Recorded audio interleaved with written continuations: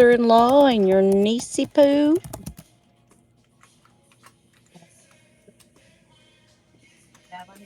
You're freezing hardcore. Me? Mm-hmm.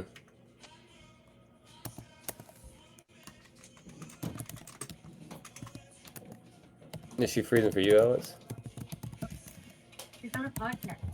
No, not right now. Not. Yeah, we were out with like, I think from the reunion, like from after the game, we went like bar hopping downtown, and I think there was like we ended up with like 15 of us. Everybody left at the exact same time.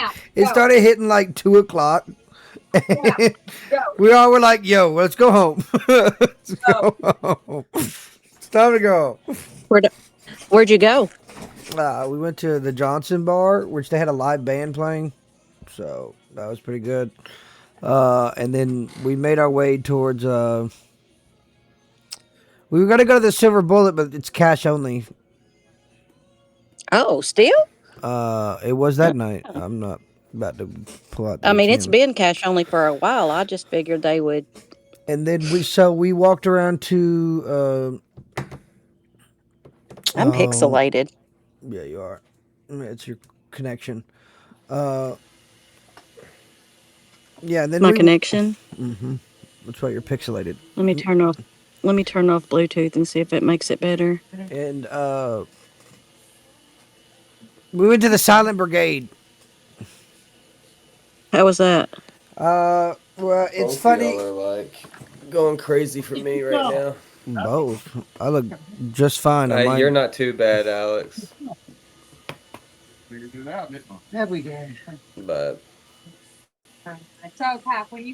Yeah, but then we went to the Silent Brigade. It was funny because everybody was like, "Yo, I think we preferred the other bar." no, But I'm it was, glad you had a Is good that time. better, y'all? At all? Is that A, better? a little. I mean, you're just still kind of laggy. Hmm. What if I get out and come back in? You think that'll fix it? Maybe. Could be the Yankee Think shit that behind you that's fucking up will that your fix it? everything. He Could said, be "Get the fucking your ice." connection up.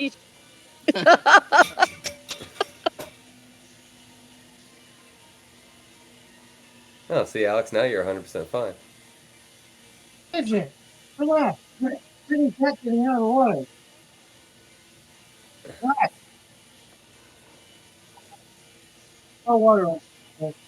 no, don't put water on the dog.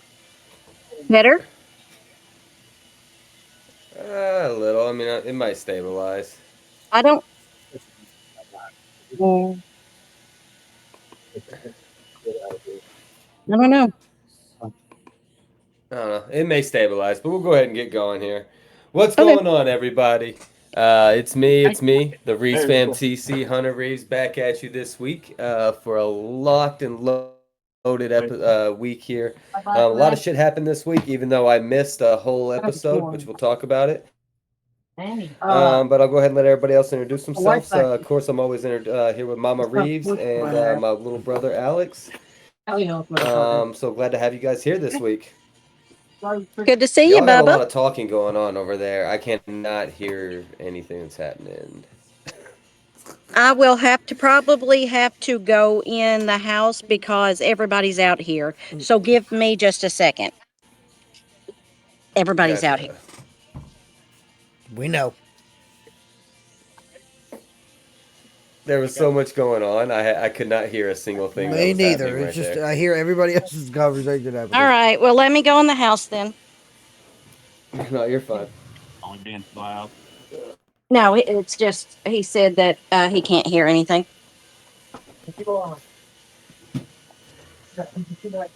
Come on, Gadget.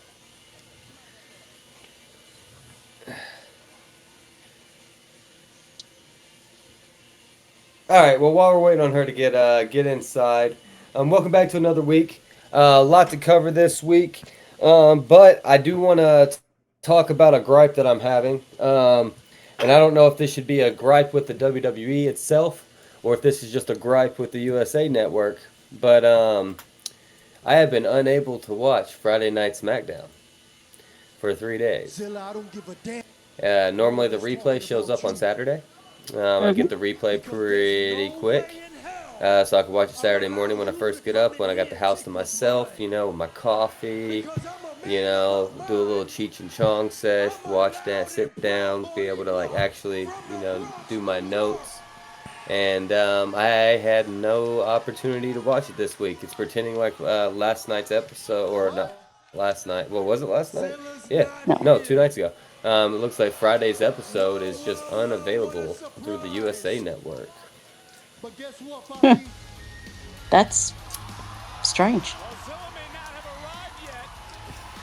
Yeah, so I don't know if it's a gripe that I should be having with the WWE or with the USA Network. But did either you guys get to watch SmackDown? I watched part of SmackDown. Did you see any, Alex? I know about a lot of it. Okay, so I'm gonna rely on you heavy then when we get to that section. Have to rely on you heavy when we get to that section. Because all I have are the updates based off of what I read. But let's go ahead and jump on to Monday Night Raw. So this week on Monday Night Raw, it kicked off the episode pretty much kind of recapping Jey Uso beating Solo Sikoa. He has to deliver Roman or deliver Solo to Roman. So we're supposed to get that payoff later in the night. Jimmy and Jay the whole time are kind of like belittling Solo throughout this whole thing.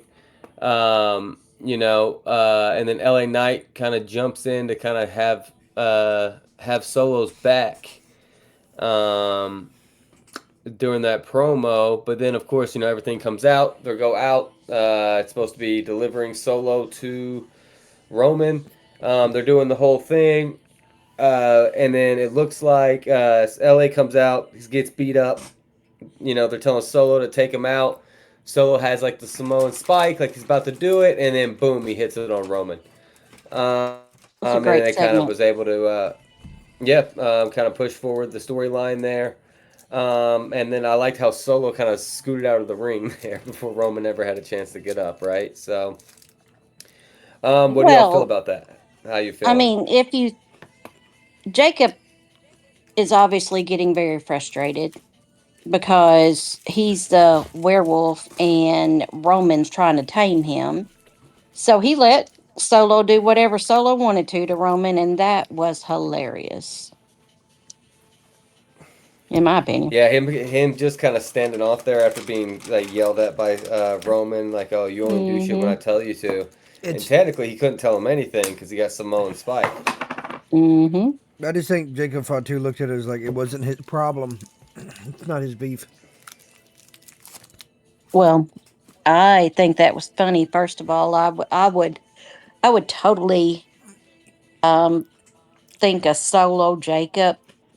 But it was so predictable that Solo was going to turn. Oh yeah, yeah, for sure.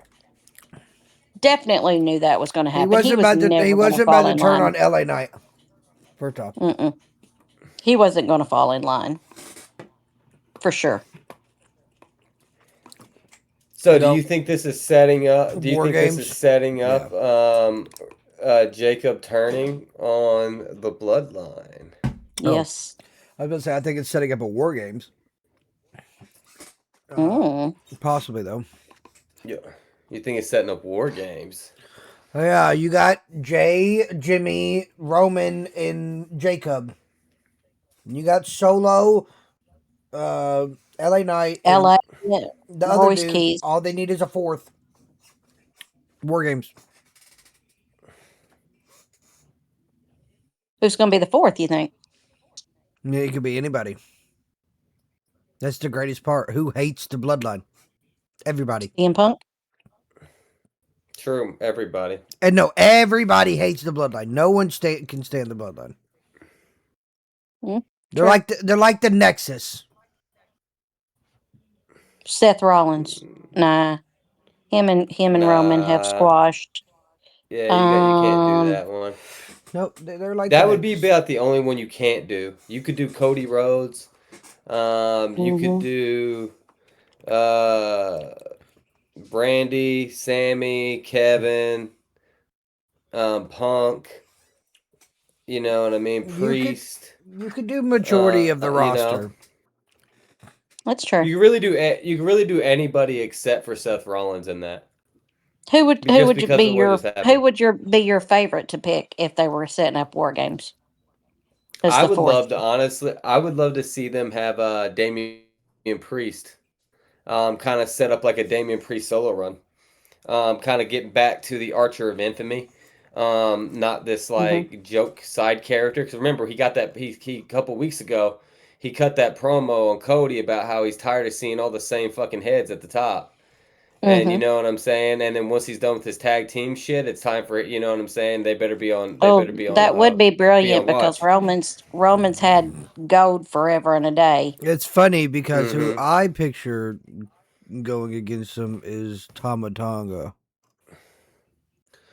Mm. But then you'd have to have. I think they're doing a Tongan thing though. Yeah, but I think they're you just can gonna always have make their you can always own make War thing. Games 5.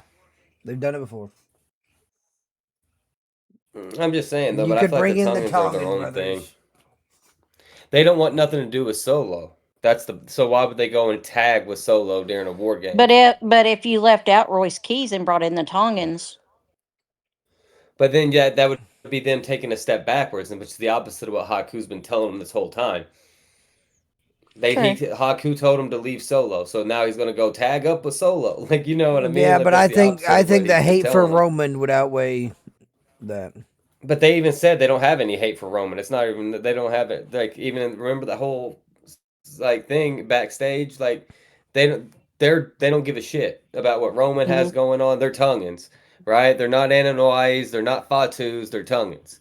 So like Yeah. you know what I'm saying. Even though Roman is an OTC of the Fatus, he's nothing to the Tongans. And then Mhm. they don't have any beef against. They don't really care about him. Like you know, that's they've made that statement. Like all they care about is their name and their gold. Right. Right. Could be. Could be. I mean, there's a lot of really possibilities though, because you've had people at war games that you never thought would wrestle together. Yeah, but I just again like I could be wrong, but I also just feel like if you put the Tungans back with Solo, they're taking steps backwards. Yeah, Hmm. I Now, disagree. as far as I'm concerned, Royce Keys can not be involved in any wrestling. I didn't care for him. He's just a Did big y'all? meaty man. I like Royce. I like Royce Keys, but I like the big men. Like you know what I'm saying. I like the But power what's his slams character? and like he's a powerhouse. Okay. That's he's all he needs to be. He's just a powerhouse. He's like from the hood, made his way out, doesn't want to go back, just beats people up, kicks ass and take names. Powerhouse Mm, Hobbs or Powerhouse Keys, because now he's no longer Will Hobbs. mm, I don't Boring. know. But we've also only seen him on TV during this fucking, you know what I mean, like storyline. So we haven't even gotten like, wait, what is his character? We don't know. What's Big Cass's character right now? We don't know. Oh no, he's just coming out You and know what beating I up mean? Javon Evans. I So we personally don't. am not a Yes, big Cass fan, so Yeah, but I the mean, so only it's like thing I you've don't know seen him do what is since he? returning is beating up Javon Evans. That's all you've seen. I didn't like him before he left. I know. I'm just saying though. That's all we've seen though is him beating up Javon Evans twice. Yeah, Well, I why? know that's what I'm saying. We don't know, no character development so far. But same thing with Royce Keys. He kind of falls into that. You know what I mean? It's like WWE, like only puts him on TV for the shit with the solo and everything. You know what I mean? It's like, what's this dude's character other than he's friends with Jacob and the Usos and got trained by Rikishi? You know what I mean? Mhm. Other than that, like, what is his character? Mhm. Because he's a good wrestler. It's just like you know what I mean. But we got to give him. You know what I mean? Like all right. That's like for example. when they gave Dustin Rhodes the Gold Dust character, Mm-hmm. right? Dustin Rhodes is a really good wrestler, right? But imagine they didn't give him the vignettes backstage to set up this character for Gold Dust and like be able to take to where he took it. It would have failed because it would have been no direction. No matter how much a good wrestler would have been behind that, you know what I mean? That was And I feel like that's creepy as hell. right. Gold But Dust and I feel Stardust was crazy. yeah. But I just feel like they're not giving Hobbs like that development, Hmm. the character development. I feel like they do that a lot. They bring a bunch of people up and throw them in wherever they want willy nilly, and it makes no sense at all. No, I agree. I agree. But then next we had a fucking phenomenal lucha match of the phenomenal the or El Fantasmico Ray Phoenix versus El Fiscal, who by the way El Fiscal, um, what is up with all the freaking Power Ranger looking outfits that they got over there in Mexico? Have y'all noticed that? They got like a green ranger, a white ranger, El Fiscal's like the black ranger. It's like what are we doing here? They all look like Power Rangers. I mean, I feel like because they're wearing a mask, you just associate it with a Power Ranger. You do. I don't. Yeah, well, to me, they all look like Power Rangers, and and then I didn't know El Fiscal's is comes from a long lineage of luchas, which is pretty cool. This was a really good match, a lot of back and forth, and then Ray Phoenix hit that incredible fucking Mexican muscle buster, right? And then ended up to advancing in the tournament. I personally love that match. I loved Ray Phoenix. I love everything Ray Phoenix is about. And then I like how in Mexico there's like a move, like a brain buster move. It's like banned in Mexico, and they kept talking about that. And then like since it's banned in Mexico, like El Fiscal can only use it in America. And it's something he learned from his dad that was banned. You know what I mean? And he kept trying to hit it the whole time, which I like how they were trying to like play into that, but he never was able to get it off. I'm kind of hoping that we ended up get because it's Ray Phoenix and Ray Phoenix and Penta are on two separate parts of the card here.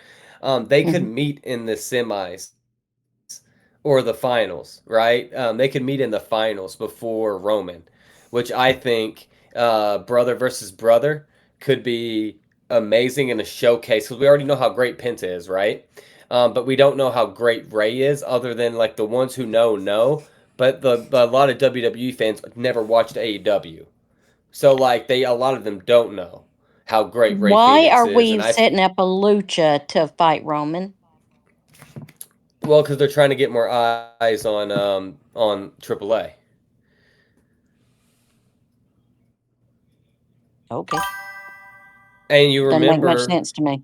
and it also came from this is stemming from Damian Priest saying he's tired of seeing the same people fight for the belt over and over and over again. And then Roman goes, "Okay, I'll give people who's never had a chance at it before. Boom, let's set up a lucha libre tournament." Welcome in. Okay. Alex, what are you streaming on right now? Twitch. Twitch. So am I. Cool. Awesome. So, what do y'all feel? How do y'all feel about Ray Phoenix? What do y'all feel about I El don't. Fiscal? I don't That respect. match. I don't respect the lucha tournament. This is insane to me. A guy who's obsessed with Eddie Guerrero I doesn't respect don't Lucha Libre. because they did Dom dirty. I don't care for it. Nope. I have no care for it. Well, that has set up Dom though with his whole thing later in the show, which I'll bring up. Remember, he's been pissed for weeks because how is the king of the Lucha Libres, the Triple A Mega Champion, not in this tournament? Yeah. Yeah, that's the point. Why is he not in that tournament? You That know, makes I no definitely sense. think. I'm going to I be mean, quite honest. Dom should Like I 100% said be in the last tournament. week, they are wasting my time with this tournament. Yeah, I just don't really care because I'm not gonna go over and watch them in the AAA. I'm not doing it. I'm not gonna go and waste my time and watch it. It's not gonna happen. Mm, I watched it today. I agree. It's not I I'm with I watch interesting Alex. it. enough for me to be like, oh, I want to turn this channel on. It's just not interesting enough. I enjoy Mm-mm. Lucha Libre a lot though, so I watch it. I feel like it's too Personally, many of the same characters. they're Power Rangers, Mama. Just get used to it. No thanks. I mean, it's I didn't watch the Power Rangers either. they were great. They were great, but I think this tournament, yes, while you may not care about a lot of the characters, it's given us some great matches. I mean, Ray Phoenix versus El Fiscal was a great match. Um, Penta versus I'm not Flyboy or whatever saying the the hell his name wrestlers are was, bad, great match. but it's the fact of I No, didn't. I get what you're saying, but We have I'm all this saying though, I'm talent, happy and we're we're over getting. here doing this lucha tournament. Like, do a regular I tournament. agree, but we are getting some great matches out of it. Is all I'm stating. Like we've gotten some great matches so far out of it. But I'm happy Phoenix won, and I'm hoping we get a Phoenix Pentagon match because I think that could actually turn. I think that could like set the world on fire. Um, Personally, Brother versus brother. yeah. Yeah, we haven't seen that before. And then you know for a fact because Penta's the older brother, so you know for a fact because he's already like the more famous one right now, right? Hmm. You know he's gonna do everything in his power to put his little brother over. He's already doing it now. He shows up for his brother's matches. You know what I'm saying? Just to walk out with him to give him the pop and like you know what I mean? It's like the whole thing. Like he's trying everything he can to like get his brother the push. And if they get a chance to face each other on national TV, on and in front of a WWE audience, you know he's gonna make sure his brother pulls out like the crazy rope shit that he does and like stuff that Mm-mm. we haven't seen so If far, they just so face that each way the other, world it's going to turn Ray Phoenix into a a heel. superstar. I think he'll turn into a superstar. He'll be a heel. Yeah, He'll be a heel lucha. He will not be a face. I'm okay with that. I mean, hell, I'm okay with him staying a face too. But I think it would just straight turn him into 100% a glorified like superstar, and he's more like Ray than than Penta is. You know what I mean? He's a smaller dude. He moves faster. Like he has more of the moveset of Ray than Penta does. You know what I mean? In my opinion, which Mm-hmm. is funny that their both name is Ray, but it works. What happened next? Oh, next we ended up getting Javon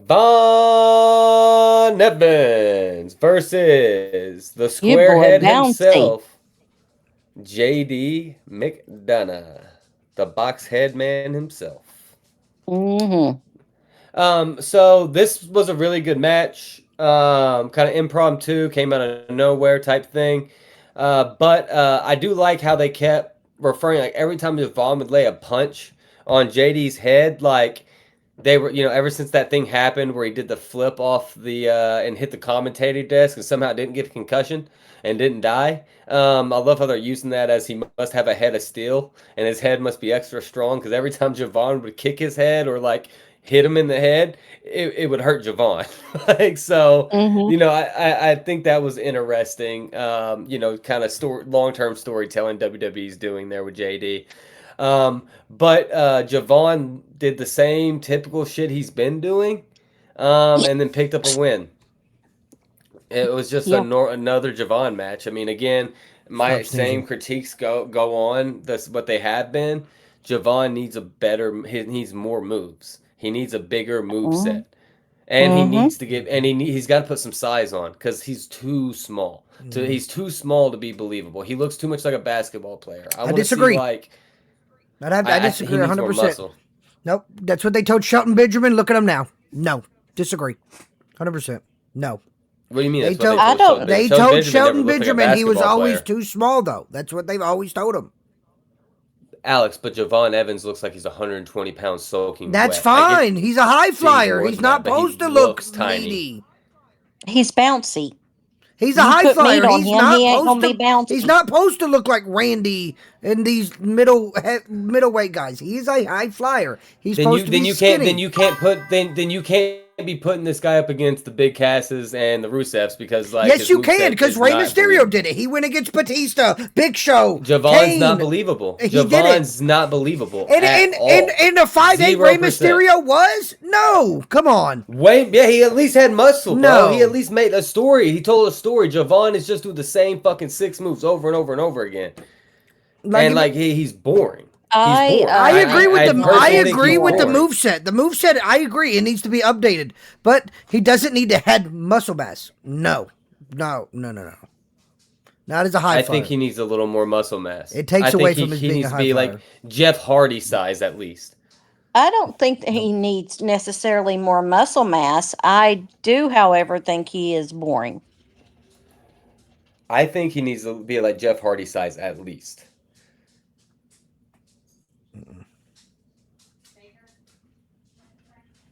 That's my opinion on him because I just can't get behind him. But then, of course, Big Cass comes out and destroys him again. Um, and then pretty much, oh yeah, and then Dom got involved and then helped Cass with the attack.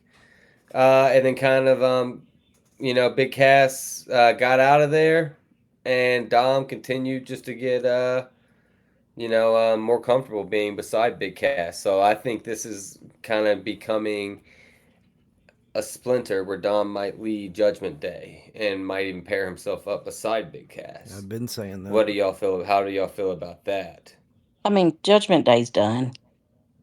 It's been done. It's Yep. gonna But be Judgment Day's gonna be a girls' faction soon. yeah, I think so too. I mean, do you think putting uh, Dom with Big Cass is a good move, bad move? Do you think this is just happenstance? Like, do you Well, I think think this is if Big Cass intentional? wants to have a good career, he'll fucking do as he's told. And I think Uh, Dom would definitely help elevate him. I agree. I think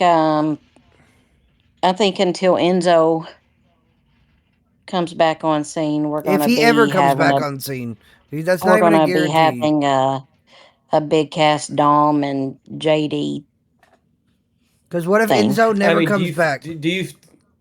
do you feel like they're doing this because Big Cass needs somebody to talk for him because like Mm-hmm. he's not the greatest talker? I don't know. He sure ain't. I mean, when's the last time I heard him on the mic? He wasn't the worst. I mean, He yeah, but wasn't that great though. backstage promo wasn't Yeah, that but the great only way either. to get better at promos is to do promos. Like, Agreed, what are we but they talking also But he have a about? could have piece. been doing those in NXT But and not on the they big roster. hold But on, no they didn't wait, we have him do have that. promo that we have promo class at WWE. You guys, everybody's Promo forgetting about class. this. Yeah. That what do you mean? Some of the best talkers in Because WWE classes came from don't do promo anything class. until when you get in front of thousands and thousands of people. I could go behind closed It doors teaches you how to. and be next to like It teaches you how Triple to H and talk. all that, and I could talk all day long. It's so much different when you get in front of a 20,000, 40,000 crowd. Nerves start coming in. The noise starts playing a factor. It's a whole different story unless you talk on All right, stage so in front of you're people. telling me so you're telling me that just throw the motherfucker out there, right? Yes. Who has no idea how to fucking piece a sentence together, Yep. and then you're like, let's do this. This is gonna be great TV. No, that's the fucking point of promo class. It's called You put somebody in front of a fucking class of their improvising. fucking peers. They learn how to say one and two, piece things together, put points together in a promo while also keeping things within a character. That's the whole fucking point of promo class. It's not to get comfortable cutting promos. It's so you know how to cut one, two, and actually make things make sense. It's to make things put in order. That's the fucking point of a promo class. Okay, Like, what do you so mean? why And is he he can't even not do better that. then? Like we literally watched him backstage not even be able to do that. He was Right, that's my backstage point. with fucking cue cards and he couldn't even put a piece of sentence together. That's not the type of person you want to give a live mic to in front of an audience of 50,000 people. And I disagree because what if he's better at improvising? Let's be real. You don't know. Maybe he's not good at reading off a dude script. who can't talk. If you can improvise, you can make it work. Alex, The Rock, 100% of his work was improvising. 2 points. John Cena, improvising. Triple H, never talked. improvising. Shawn Michaels, improvised. Alex, That's how they Big became Cass good. has never talked. Big Cass never has been a talker. Because he always never had the talked in mouthpiece. AEW. He never talked in NXT. He never talked in WWE. He's never been a talker. And then you give this guy 2 points. You were supposed to say, you're a big dude, and this has nothing to do with Javon Evans. And then you make it sound like some choppy piece of shit. And then everybody's like, and like, come on, bro. Come on. I don't need you to be able to read at a fucking high class level. You had 2 points. You're a monster. And this is nothing personal, Javon. Like, come on. Like, you can't piece it together to make sense?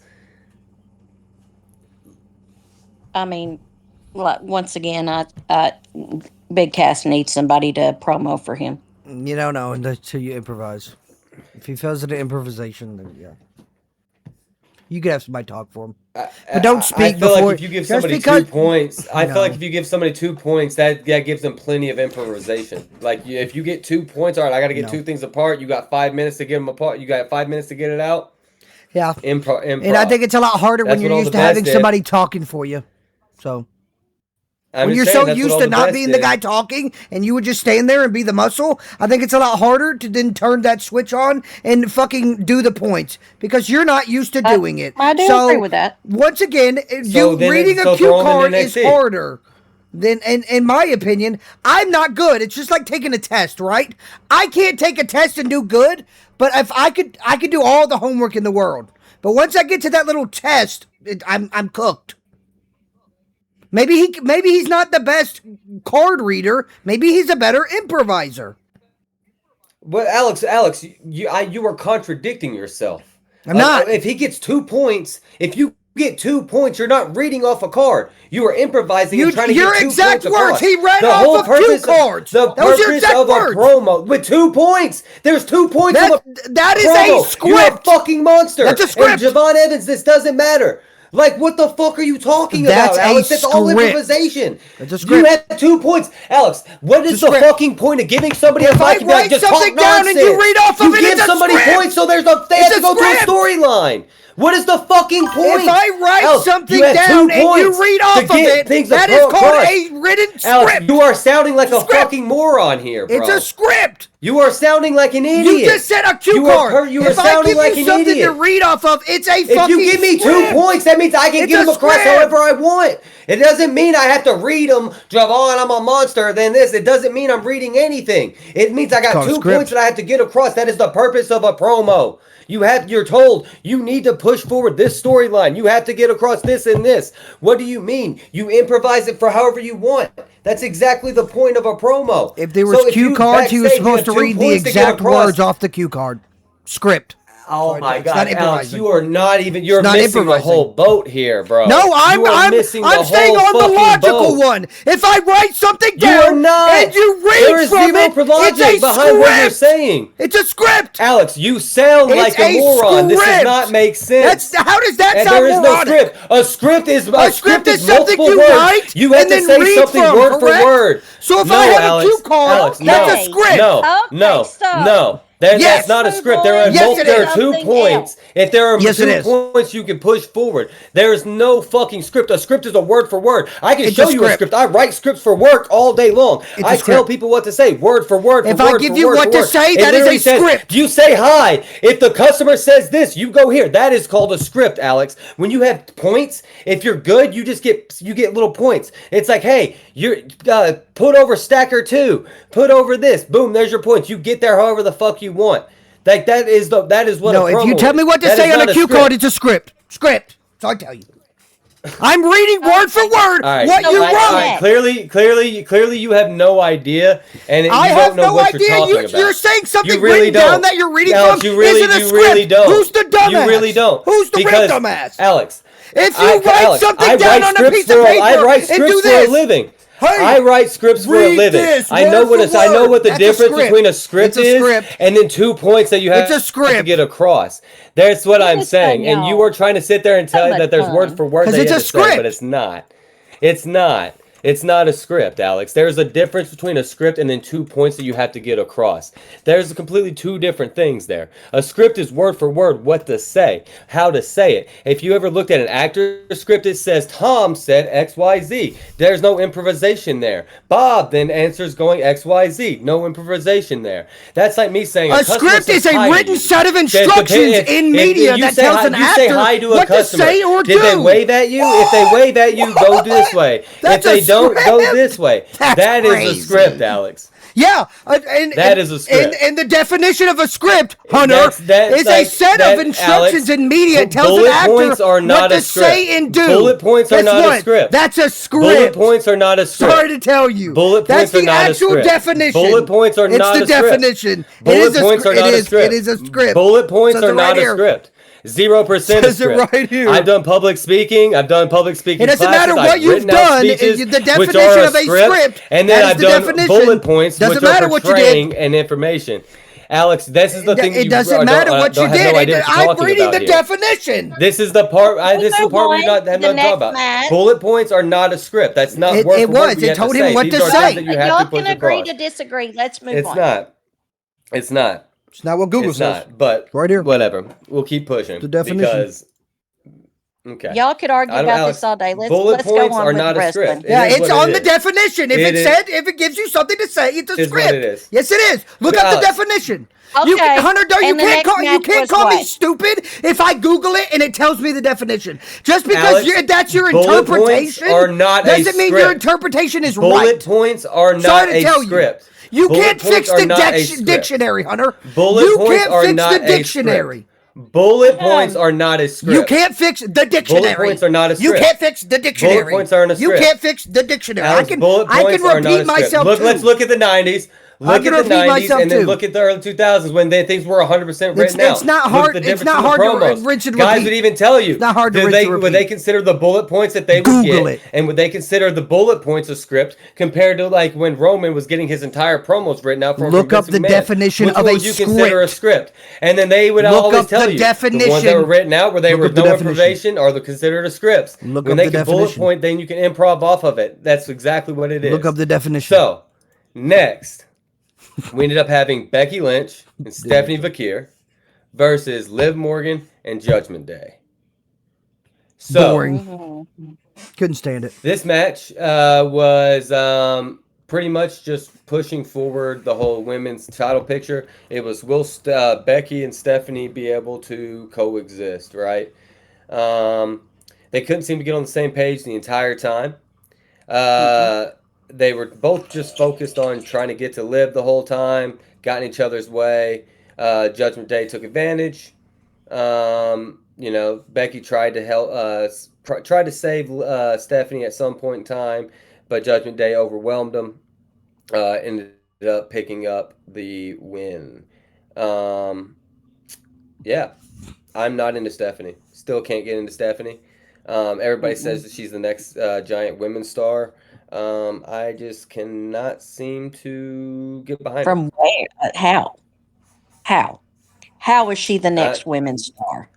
from WWE.com, the next giant women's star, Stephanie Valkyr, was unable to coexist with Becky Lynch, allowing Judgment Day to dominate both challengers. So First of all, again, Stephanie Valkyr I'm not sucked. calling her the next big women's star, but WWE 100% is. I mean, why are they pushing her? Because she's not American? I guess because people like the Devil's Kiss. I don't know. That's the dumbest move ever. I don't And know. I've seen some pretty dumb moves. Supposedly she was pretty great over in Europe or wherever the hell she was before here. Supposedly, I never saw any of her matches. I never even heard of her until she came to WWE. Um, and that's saying a lot because I watch a lot of wrestling. Yeah, I love Becky Like I Lynch. normally know who most of these people are. Before Love, they love, come love over. Like Becky, but she's gone soft to me. Like Becky used to be much more aggressive. Feel like when Yeah. they made a heel turn, they really changed her move set and made her. I don't know. How, do I you just I what didn't do you care for feel it. about this? What do you feel about this Donald Trump thing that she continues to do? This whole like, Sports Center says it, Bleacher Report says it, Oh, I'm over it. that whole thing. Yeah, I'm kind of Yeah, ready for her to do I something mean, different. let's get back to the hard ass Becky. Let's get back to the one that's the Becky two belts. She'll whoop anybody with one hand tied behind her back. Becky. Well, she was kind of getting vicious there when she was first a part of the Vision. I mean, I'm just saying it. It's just this. Yeah, I'm over this. I mean, we're turning her back face. So let's make her like she was when she was the man. Hunter, you're frozen. He froze for you, Alex. Yep.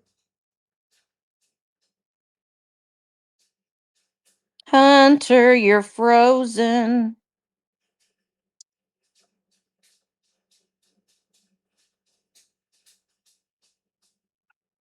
Hmm,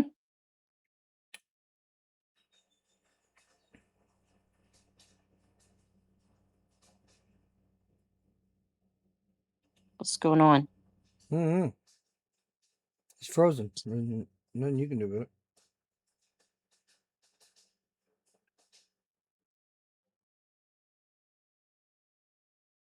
His internet could have shit out on himself. Yeah.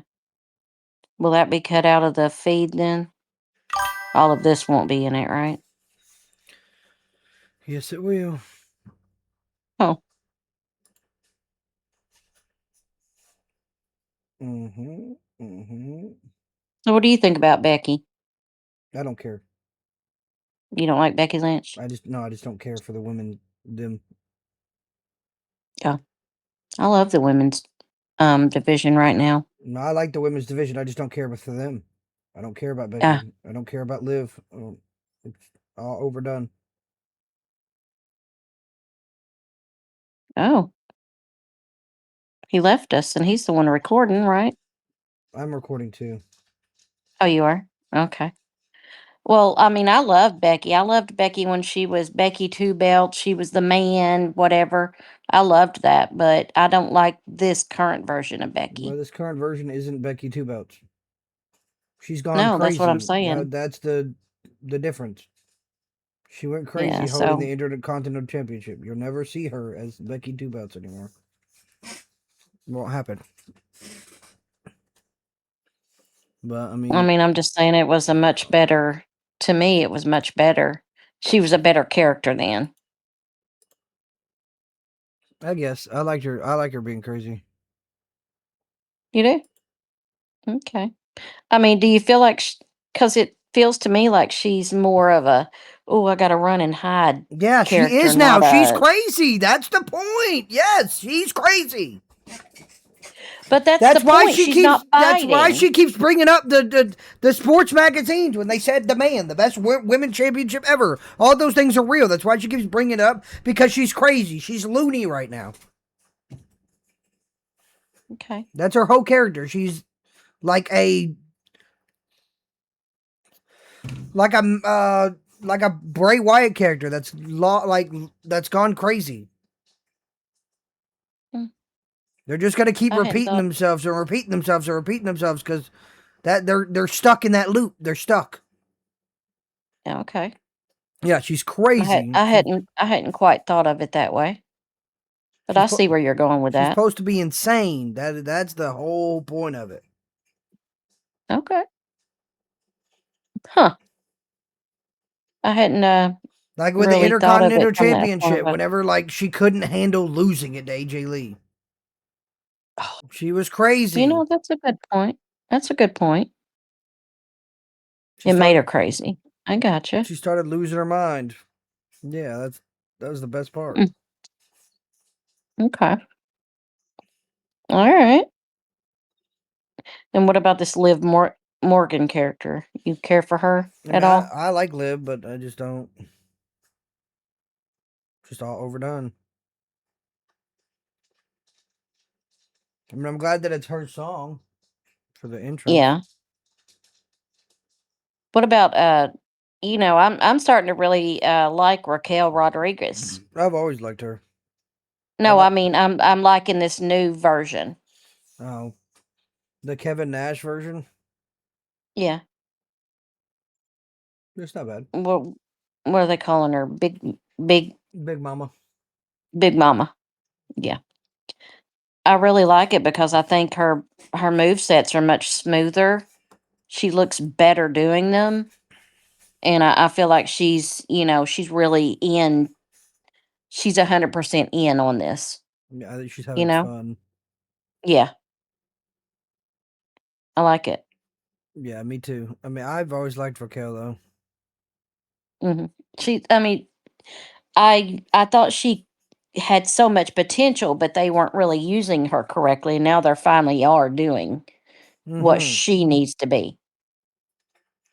Oh, Personally. exactly. My Discord is frozen. Then restart your PC. Hmm. And then because there's so many women that are so in the women's division, but you Raquel always had so much potential. And then of course you have Rhea, who is hurt, but she's great. But I'm Um, curious if Rhea being hurt, Bianca was gonna come back Naomi. with Rhea. I don't see Naomi coming back as soon. Bianca, yeah, she left before Naomi. Bianca just had I her thought. baby. Oh, I could see She Naomi just coming back, literally had her baby. And Naomi's baby was born before Bianca's, I feel like. I think that's what they said. but Maybe not. Um, Before Naomi left, I loved the Proceed with Caution character. oh, me too.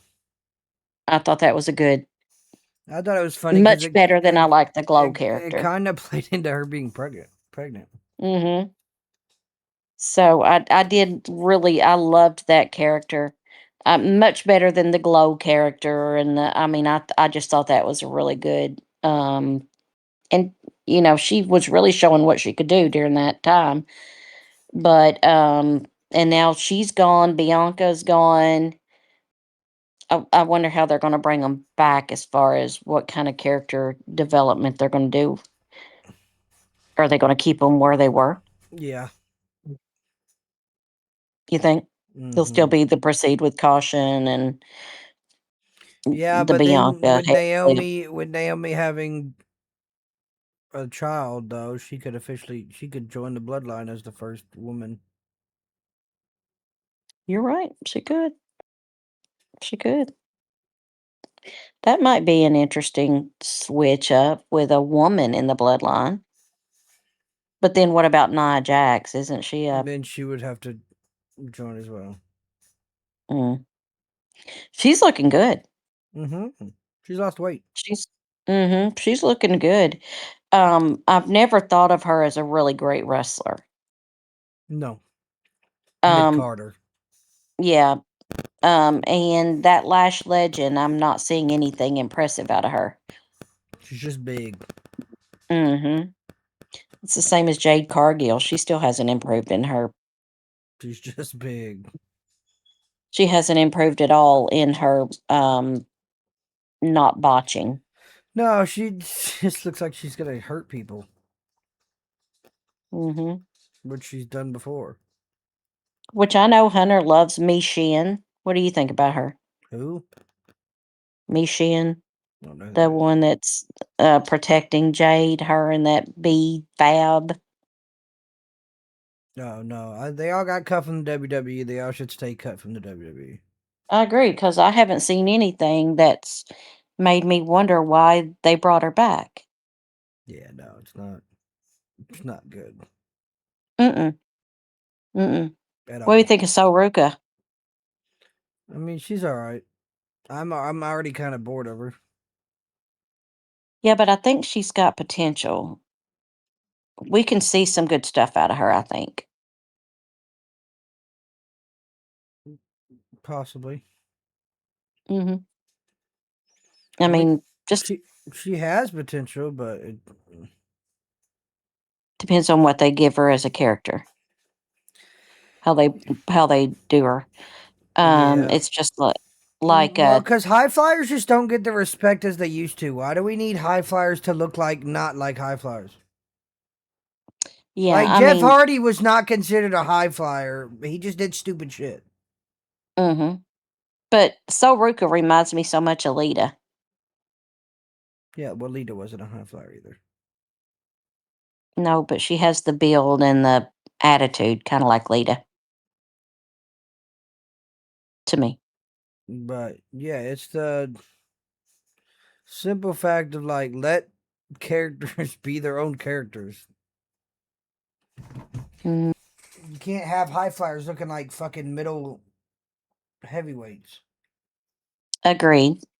And then you've got EL Sky, who I Because love. I think she's adorable. back to Hunter's art the point, you're not telling me that it was more believable of Rey Mysterio, a 5'8" guy, beating like a guy like Batista or Big Show or Kane when they were super dominant compared to a guy who's like 6'3" who can jump crazily high, who are these people's heights, beating them. Hmm. That's more realistic. Yeah, agreed. And I, Agreed. I love Rey Mysterio, but that's just the simple. It's just a simple fact of how it looks. Hmm. Yeah. No, I totally agree. I think everybody wants the David and Goliath moment, you know. Well, yeah, like what But you need high flyers to look small versus these big guys. So when they win, you're like, yes, oh, like yes, when Ray beat agreed. Batista for the World Heavyweight Championship. Everybody was like, that was crazier when he eliminated Randy Orton and Triple H in the Royal Rumble in 2006. Like everybody was like, Hmm. "Oh my god!" Like because that was not the nobody thought of that outcome. He was too. He was Mm-mm. the small guy. Yeah, everybody thought he'd be out. All them big guys in there was going to eliminate him. Yeah, and they were just Yeah, saving him for last. because he was going to be the easiest one Mm-hmm. to throw. Yeah, I agree. I agree. I think you can get too much into the perfect build of a wrestler and totally lose what The the potential they have. well, and then I feel like once you start doing that, you start losing the character altogether. Hmm. Because now Hmm. you don't know what you want that character to be. Mm-mm. No, I agree. It's just like the big cast thing. Hmm. If you don't let somebody improvise one time, you don't know their potential if they're good with a mic or not. What if he's better at spewing off the top of his head than he is reading from a cue card? Cue cards can mess me up. If you give me bullet points to read from, now I have to switch my brain to that bullet point instead of just talking from my heart. I see. Yeah. I mean, It, that could be a good point. but that is a version of a script, too. Hey, we need you to cover these topics. Hmm. You're telling me what I need to talk about. Now, if I just talk like Randy Orton does and John Cena did, and Shawn Michaels and Stone Cold. Like, yeah, they might have some things written on their hand, maybe. You know, The Rock used to write it like right here on his palm. So like you would, Really, I didn't know yeah. that. So you would never know. Like he would just like casually look at his hand because he's reading from his hand. And you know, it's just that right there. Like, but most of it's improvised. That's what you have to do in front of this audience. You have to make it heartfelt and believable. Yeah, because nobody's going to believe it if you You don't. can tell when people are reading from a script. Hmm. Like you're just like, wow, that came off bad. That wasn't good. That promo Hmm. sucked. You know why that promo sucked? Because he was reading from something. He memorized the lines. He came out there. He delivered the lines, and now we're like, "Wow, that was terrible." Well, that's what happens when people who write the script want to be involved. Like the promo with a great example was the promo with Seth versus Roman. Seth versus Roman was. You're not telling me that wasn't improvised? I thought it was improvised. Yeah, because it felt real. At Yeah. certain points during the promo, you're like, "Oh wow, like this is like they really kind of don't like each other." Mm-hmm. And because like so you can't do that to Big Cass. Well, he's not used to having the mic. Well, of course he's not. He had Enzo. He's had Enzo majority of his time in the WWE. When he came You, to you, no, when he came into the WWE and NXT, guess who he had by himself? Enzo. right. That's why I'm saying you don't think Enzo's coming back. I hope not. I don't like Enzo I either. don't want that little drug addict in the WWE I don't care for Enzo either. But because I that's didn't what care he for is. Cass either. I mean, that's why he got kicked off the first time. He couldn't stop fucking. He couldn't Mm, stay clean. yeah.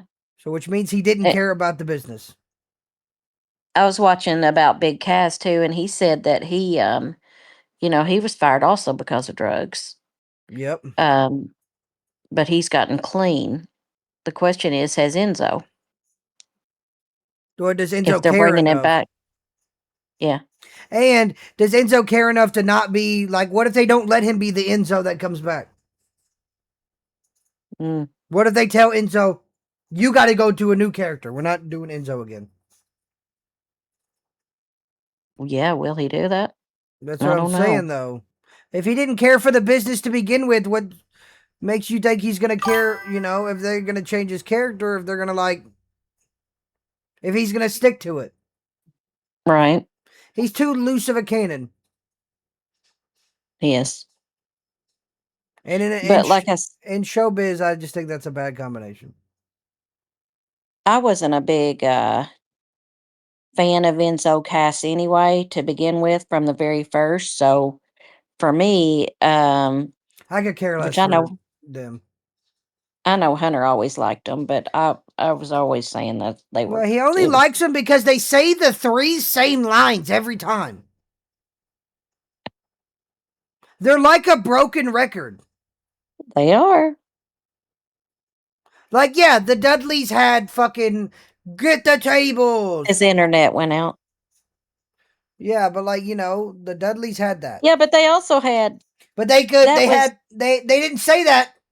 They weren't in the middle of a promo going, get the tables! Get the tables!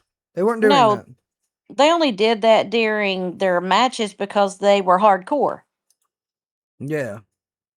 and they were known to go through and put people through the tables. I don't feel like that was I mean yeah, it was a tagline they had, but that wasn't in their promos. Their promos were badass if you ask me. Tell me if you can hear this. Mm. Can you hear this? You can't hear this? Okay. No. So it's kind of like, So now I'm seeing a yeah, you are. stream. Yeah, but this is all they said. My name is Enzo Amore, and I am a certified G and a bona fide stud, and you can't teach that. And this right here, this is Yeah. Big Cass, and he's 7 foot tall, and you can't teach that. Bada boom, realest guys in the room, how you doing? And what do you know? That's their big thing. And Yeah. it's not like they say that occasionally. No.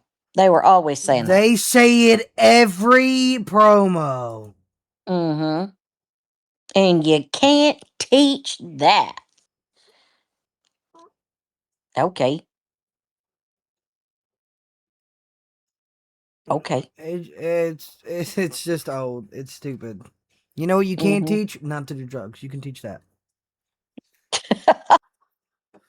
If you cared about your career so much and wanted back in the WWE, stop doing them. Mm-hmm. It's not that hard. No, agreed. I feel like it was That's why Jeff Hardy's career took such a downturn. yeah, man. But How do you they were hooked on something more. oh they were yeah. I don't know. This new Hardy Boys thing Je- that they're doing, have you seen it? Jeff is just writing Jeff it. and Matt? Jeff is just Yeah. writing it until Matt is done. I mean, I don't even get what they're doing right now. Once Matt says, "Yo, I'm ready to retire," Jeff is gonna be like, "Okay," Mhm. because he's ready. Yeah, But I agree. Matt's not, because Matt's in Mm-mm. the storylines. Yeah. So Matt's not Yeah. ready to be done because he's actually a storyline person. Yeah. And like I like to say all the time is that Matt Hardy is the better singles wrestlers than Jeff. Mhm. I agree. I And agree. that's just I, like I I think think now, like Jimmy Uso is better than Jay. yes. He's better. But nobody wants to accept that reality. They want main event Jay Uso. Well, main event Jay Uso's that's gone. I agree. I think Jimmy is better right now than Jay. I don't know if all of Jay's personal life is falling apart, so he's kind of distracted. I don't know, but I do know that it has affected something is affecting his in-ring ability. Yeah. Well, I have no idea either, but I just know that Jimmy is definitely the better wrestler. Better wrestler. Mhm. And I think he will be the better wrestler because he has a better move set than Jay. He does more than just the super kick 50 times. Like he actually does other moves. And then Mhm. Jay comes out with a spear. Yeah, we needed another spear for sure. Like, I mean, it's just crazy to think that they can't even like think of their own finishing moves. They just take each other's moves. Yeah, the Samoan Spike, okay. But now Zilla's here. Now we're gonna have two Samoan Spikes? Well, we have the Superman spike now. It's the Samoan Spike. Jumping. It's the same thing. Yeah, but they're It's the calling it same the thing, but you Superman. jump. Right. It's the same move. It's just like Solo, not Ruka and Javon Evans. Almost the exact same move, and the only difference is Ruka flips. Javon does not. Mhm. That's It's true. the only difference. That's true. I like I think Zilla's got a lot to learn before we see him up on main roster. I think you will be surprised with how fast he comes to the main roster. Really? You think that fast? They're gonna push him hard, Mhm. and he'll be too much for him, Mhm. just like they do majority of the talent. That I agree. They bring him up to the main roster way too fast. yep. I have a problem with that. Like that Trick Williams. The only person that I could say like it had to be brought up is Oba, because Brock is done. He didn't want to be there Yeah. anymore. So Oba had no choice but to step up and fill in or let somebody else take Mhm. your spot. Yeah. I mean, I actually have gained respect for Oba.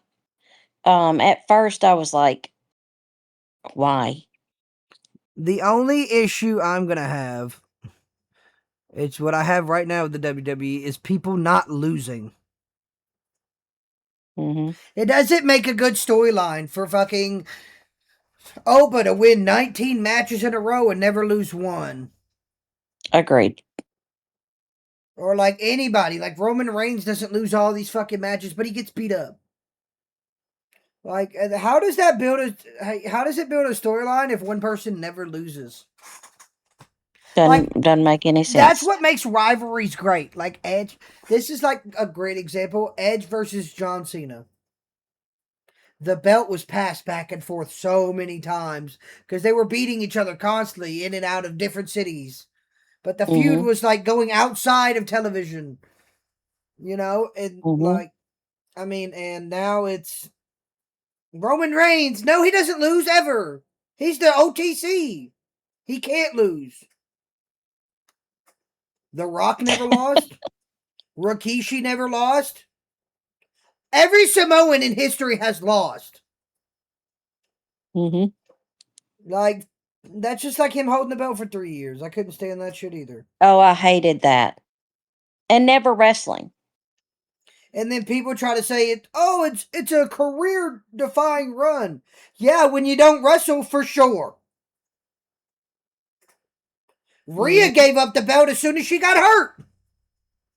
As soon as Rhea was told she couldn't wrestle, she told general management, "Hey, vacate the title. Let's get Mhm. it back in somebody else's hands. I'm hurt. I And can't that's how it defend it." should be. Mm, that's how it should be. And nobody wants to see CM Punk's championship again. Nobody wants to see another championship run for CM Punk. Agreed. Agreed. Now, do you think Cody's making a heel turn? I get tired of hearing about him too. But do Pro- you think he is? Probably not. That's too bad. Because I don't think you can, because he's in a feud with Randy and Randy's the heel. Yeah, but Cody turning and being a heel would make his character much more interesting. Yeah, but it's Randy. I love me some Randy. You can't have Cody out heel Randy. It just doesn't work. Randy's the heel that you love to boo. I mean, you love to cheer on, but like Yeah, he's bad. So like that's why I love him. realistically, like Hi, for bub. like What's okay, going on? after the Randy feud, Cody could turn heel because like Randy could have messed with his mental, right? Perfect. Mhm. But during the feud, you can't have Cody turn heel because it Okay, doesn't make that's true. sense because he's not going to be able to out heel Randy. True. Because Randy right now is like, I do whatever I want.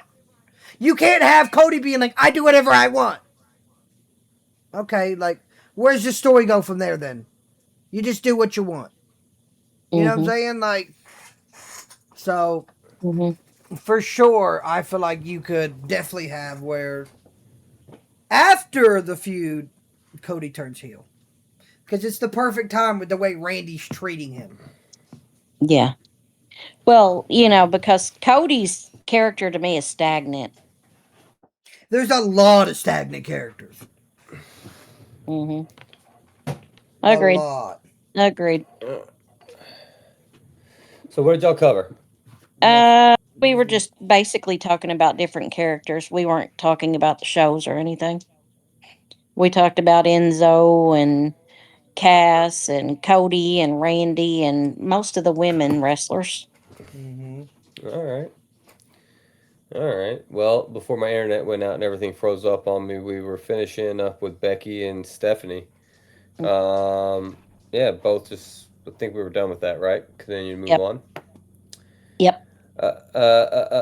Next, we had one of my favorite matches of the night on Monday Night Raw. Was Sol Ruka versus Lyra Valkyria. Mhm. This was a really, really good match. The two were backstage like last week, had that confrontation, and this was like a really athletic women's match. Sol Ruka, Yep. I had the same complaint with her that I have with Javon about her move set, same moves over and over and over again.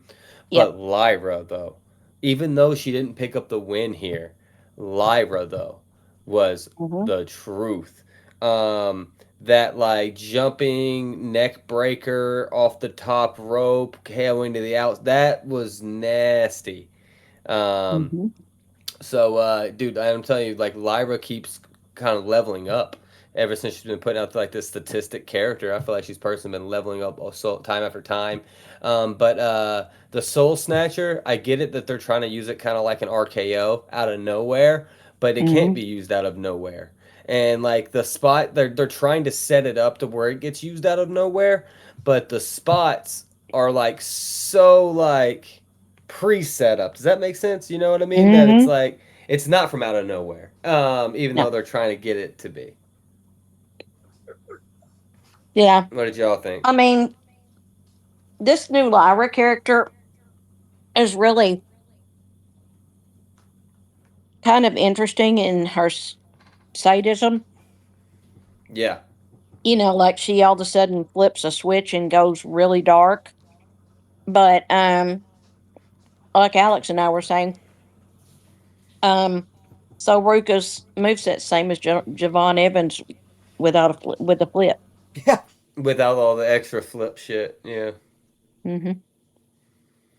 So, They really like, even though she's supposed to be like a surfer character, they really mm-hmm. lean into her gymnast side a lot. And I feel Mm-hmm. like for a surfer character, a gymnast thing doesn't really make too much sense for me. Mm-hmm. Um, you know, I'd like to see Mm-hmm. her do what was that move that surfer character in the '90s used to do? It was so ridiculous where he like jump on somebody's back like he was surfing. You know what I'm talking about? Like, Mm-hmm. you notice I feel like she needs to do some shit like that, even though that's not realistic at all. But I just feel like it would match the character. Some kind I'd of the I'd riddle I'd have to riddle disagree. I'd characters. have to disagree a little with the surfer and gymnast thing because it does make sense. Because to surf you need balance. Gymnast is all about balance. So I'll give like you that. me personally, like that makes sense to me. But you gotta kind of lean into her gymnast side because she's so talented. Yeah, yeah, I Mm-hmm. get it. But I mean, I don't know. I guess I just don't I get want more surfer where too. she's I going with her agree, character. 100%. You know, Like I bring out even the if it was even. gnarlies and shit like Yeah, that. that's what I'm saying. Like the Cool shakas, like with that. even if it was something as ridiculous as like she gets a big girl, like like she chops them down at the knees and gets them like on like all fours, and she jumps on their back, pretends like surf the bed, just something stupid for a second. You know what I mean? I just feel like even would bring me more into the surfer Yeah, like character. hang 10. You know what I'm saying? Like Yeah, yeah, that's exactly what the move was called. I think back in the day, I think it was literally called the hang ten. Like you know what I mean? but Um, like it's for sure. I would love to see that, but I definitely understand why they're leaning into her gymnast because I just don't think she really gives off surfer vibes. yeah. She Agreed. she looks like a gymnast. And the name also doesn't make I the love the best, name. like Soul Ruka. No, I get it for a surfer character though, but I'm saying like I just feel like I don't look at Soul Ruka and I'm not like surfer brah. Like you know what I'm saying? Mm-mm. Only reason why I love the name is because it's so different. I agree, but I just think like I'm just saying I don't look at her and I don't think a surfer, even though like No, me like that's the neither. presentation, even though that's like the presentation they're Y- trying to give, you know? she reminds me more of a skateboarder than a surfer, Yeah. a skater girl. Actually, in NXT, she used to come down to the ramp down the ramp on a skateboard. Yeah, and part of RKO Bros came down on a scooter. He wasn't a scooterist. You know what I'm saying? Like, Matt Riddle Yeah, but he was also a is bro, and skater. that's like a He total wasn't a bro thing. scooterist. That's like a total bro thing to do. I feel like. yeah, but it's funny because her character kind of gives off the like smoking weed surfer vibe. Yeah, for sure, But for sure. I don't. I just don't. I don't know. I love the name, but I don't. I don't see them playing into the surfer part No, because me Mm-mm. neither. I mean, like I don't know. I would just I don't know. I just feel like she needs more of a gymnast name. don't You change the know, name. I think the name is stuck with her. have her come out as in like the leotard, like the gymnast leotard. Oh my god. Like don't I say keep the name, but like you could fuck Undertaker did it. He was Undertaker, and then he was like the fucking weird, like long, like gothic guy, and then he was like next he's a biker. He's back to goth. He's back to prob biker. Hey, cowboy hat Undertaker now. I'm goth, but like I still ride motorcycles. Like That was the character, the last character we got of him. It was all characters True. just combined in one. That's all it Yeah. was. They were like, "Yo, we have Yeah. a great idea, Undertaker. Let's combine everybody." That's how I feel about Chris Jericho right now with all of his new. Every time he reinvents himself, he just takes 4 or 5 of his old gimmicks and then mishes and matches them together like the learning tree. Really, think Hmm. about the learning tree, for example. He took his whole leader of the inner circle, right? He took that character. He took the list Jericho, right? He took that character, and then the Painmaker, like one other, and just mished them all together, and like boom, here's the learning tree Jericho. Like you know what I mean? And it's like ridiculous. No, yeah, I agree. Next, we ended up getting Dragon Lee versus El Hijo de Dr. Wagner Jr. Uh, super long name. I've always ever known him as Dr. Wagner Jr. I've never heard of the El Hijo de Dr. Wagner Jr. But I do know who Dr. Wagner Jr. is. Pretty good guy. Not, I mean, I'm not personally, but I'm saying, you know what I'm saying. Pretty good lucha. Um, I was surprised when Dragon Lee won this match. Dragon Lee's good, but I thought Dr. Wagner Jr. was just as good. And you know what I'm saying? And I just feel like I did not watch this match. I don't think Dragon Lee gets the respect he deserves. I think he's always so overlooked because he's good. I'm not saying he's not but good. he tag teamed with fucking AJ Styles, AJ. Rey Mysterio. Like, Mhm. and the reason why AJ tagged with him is because AJ believed in him. I agree. Yeah, he's good. But He's he good. doesn't get the push he deserves. He's good. I just also feel like if they're trying to do this the triple A integration into the tournament, like you got to have some of those guys move on to the second round that didn't face just each other. You know what I mean?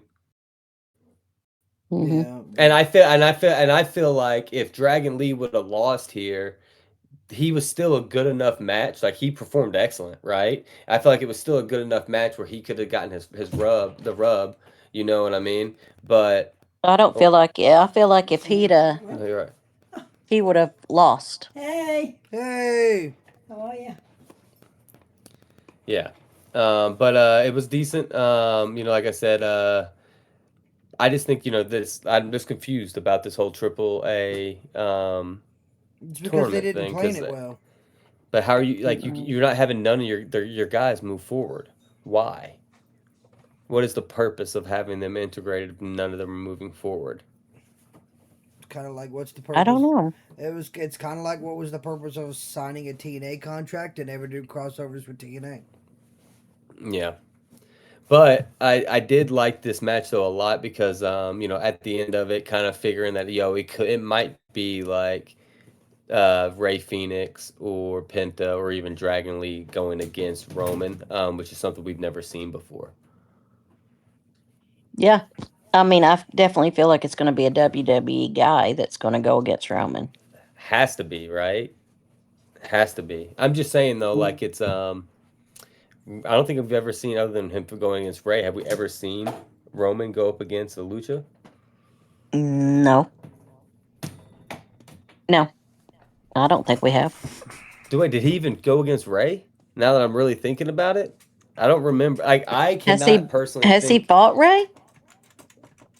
I Let's don't think Roman's check. fought Ray. Do you, Alex? Yes, Roman Reigns fought Rey Mysterio. Okay. I don't remember it. 2021 Hell in a Cell. And then tag team wrestle against the Bloodline against a combination of Ray and Dominic. Okay. I did not know that. I Yeah, didn't remember that. I just Googled it. Yeah, so yeah, he retained against the Universal Championship again. Yeah, but it was in Hell in a Cell. I don't know. I guess we've never really seen a true lucha match. I guess right would Mm-mm. really be it. Right. I mean, Mm. it won't be a true lucha match if Roman's involved. True. I don't know, man. Roman's not a lucha. Roman's not a lucha.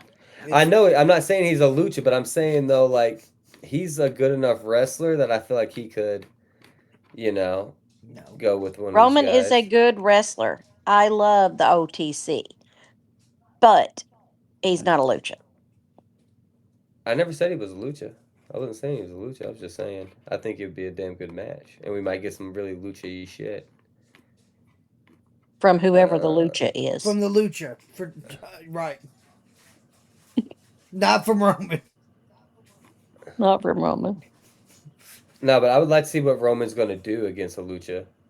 What Mm. he normally does. Like a true lucha though. I don't want to see a penta lucha either.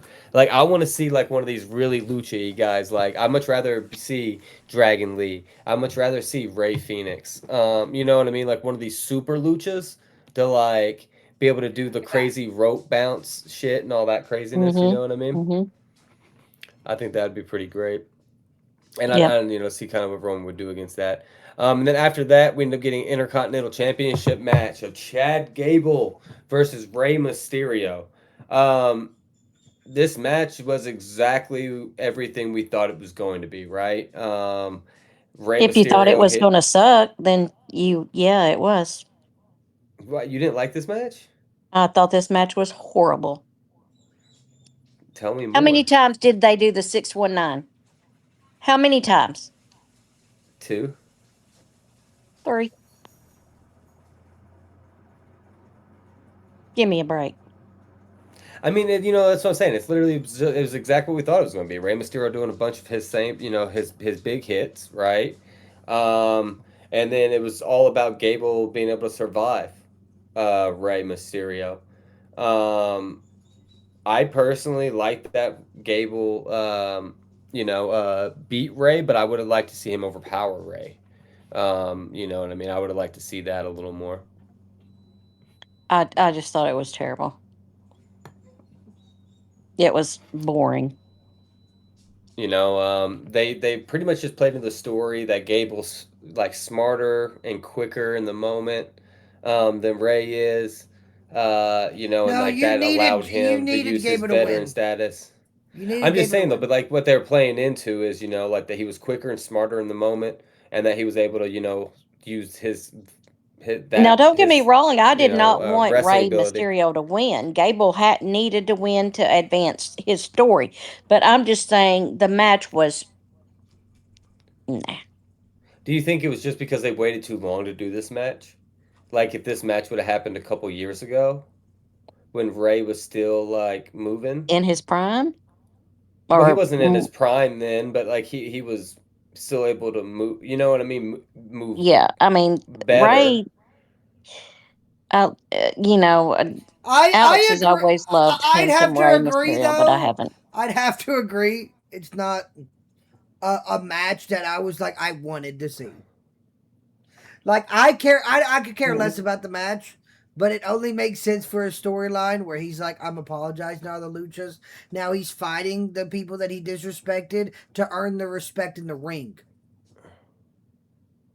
Like, hey, look, Right. I Agreed. disrespected you. You know I'm a good wrestler, but now I want to beat you because I that's how much I respect you.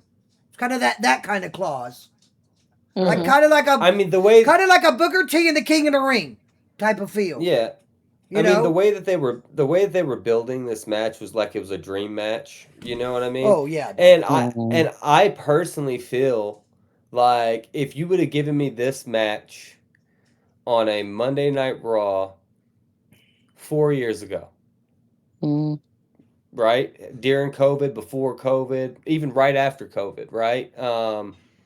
Giving it to me then when Ray was still like not winding down, but actually still moving and doing his thing, I think, yeah, it would have been a dream match then, right? But More now, believable. right, but now Ray's like moving slower. It's clear as day during this match. Like there were like the move to the outside where it pops up for the springboard, right? Dude, that looked god awful.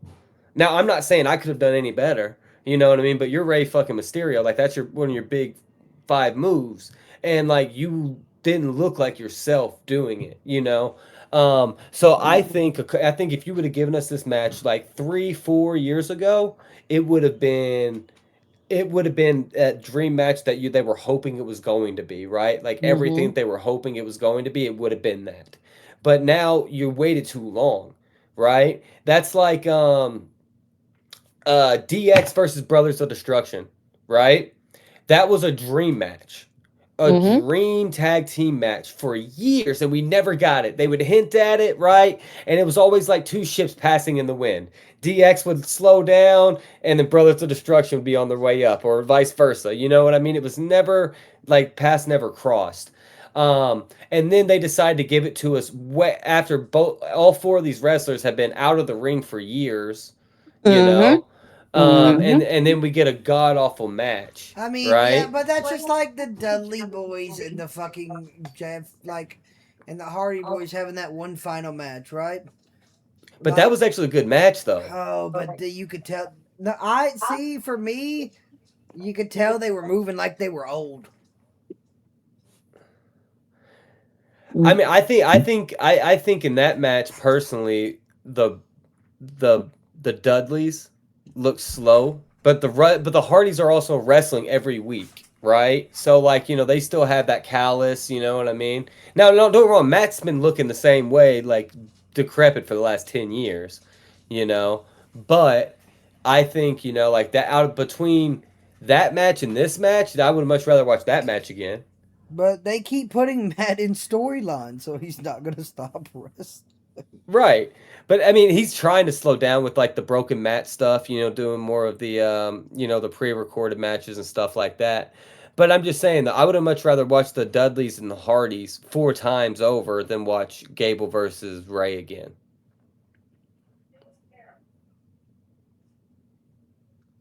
Yeah, it's.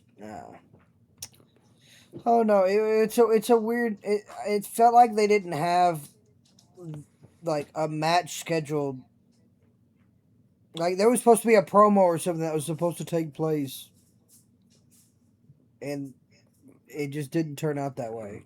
Yeah, they missed something there. They were definitely missing something Somebody there. didn't show up. You're muted, Mom. Yeah, no, it was it to me it was just awful. It was awful. Yeah. After that, we got Braun Breaker and Oba Femi getting made official by Adam Pierce. Now, this in-ring promo was interesting.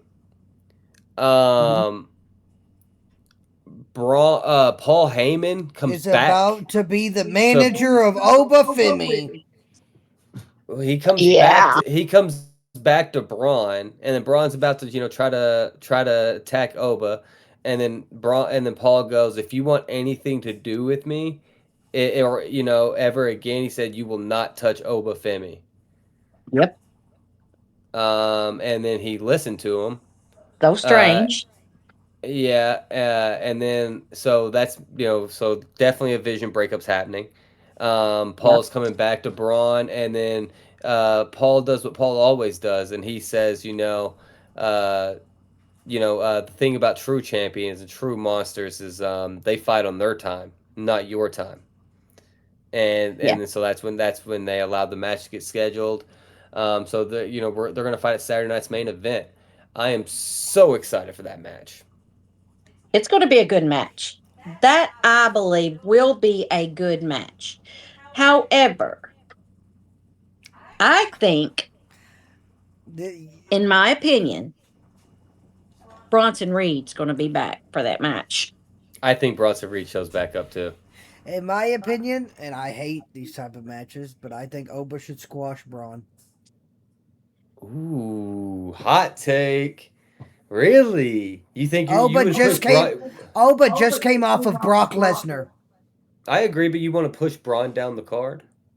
You had, it's more right now. It's more important to have a big man who is dominant and scary than it is to have another like Randy Orton, Roman Reigns build guy, a mid card, like not a mid carder, but like like a Triple H esque build type of guy. Yeah. We need the giant right now. That's why Cass being brought back was a good idea. I don't think he should squash him though. I think it should I be a think really good fight. I think it should be. I think because of Oba, like right now, now you're just instilling fear right now. Don't go back to like the calling like out, you you did know, with like you did with like you Brock. did with Brock. But like, don't go to the like the I open call out, come fight me. Don't do that, okay? But like this Right. right here, have him squash Braun, right? And then have Braun not take that well. And then now he's constantly attacking Oba behind his back. And then you could lead to another Braun versus Oba. You see what I'm saying? And you build a rivalry. No, I get You what know you're what I saying. mean? I get exactly It what you're could be saying. a really good rivalry. I just also feel like if you squash Braun right now, you're killing his character. I, Like I disagree because I think you can get him into the more wild card character that What he's meant to be. what I see, but the think, reason I feel like you're killing him though is because like he keeps getting pinned when the Vision at the Vision every time the Vision loses. He's been stuck in a tag team division when he's supposed to be a main eventer.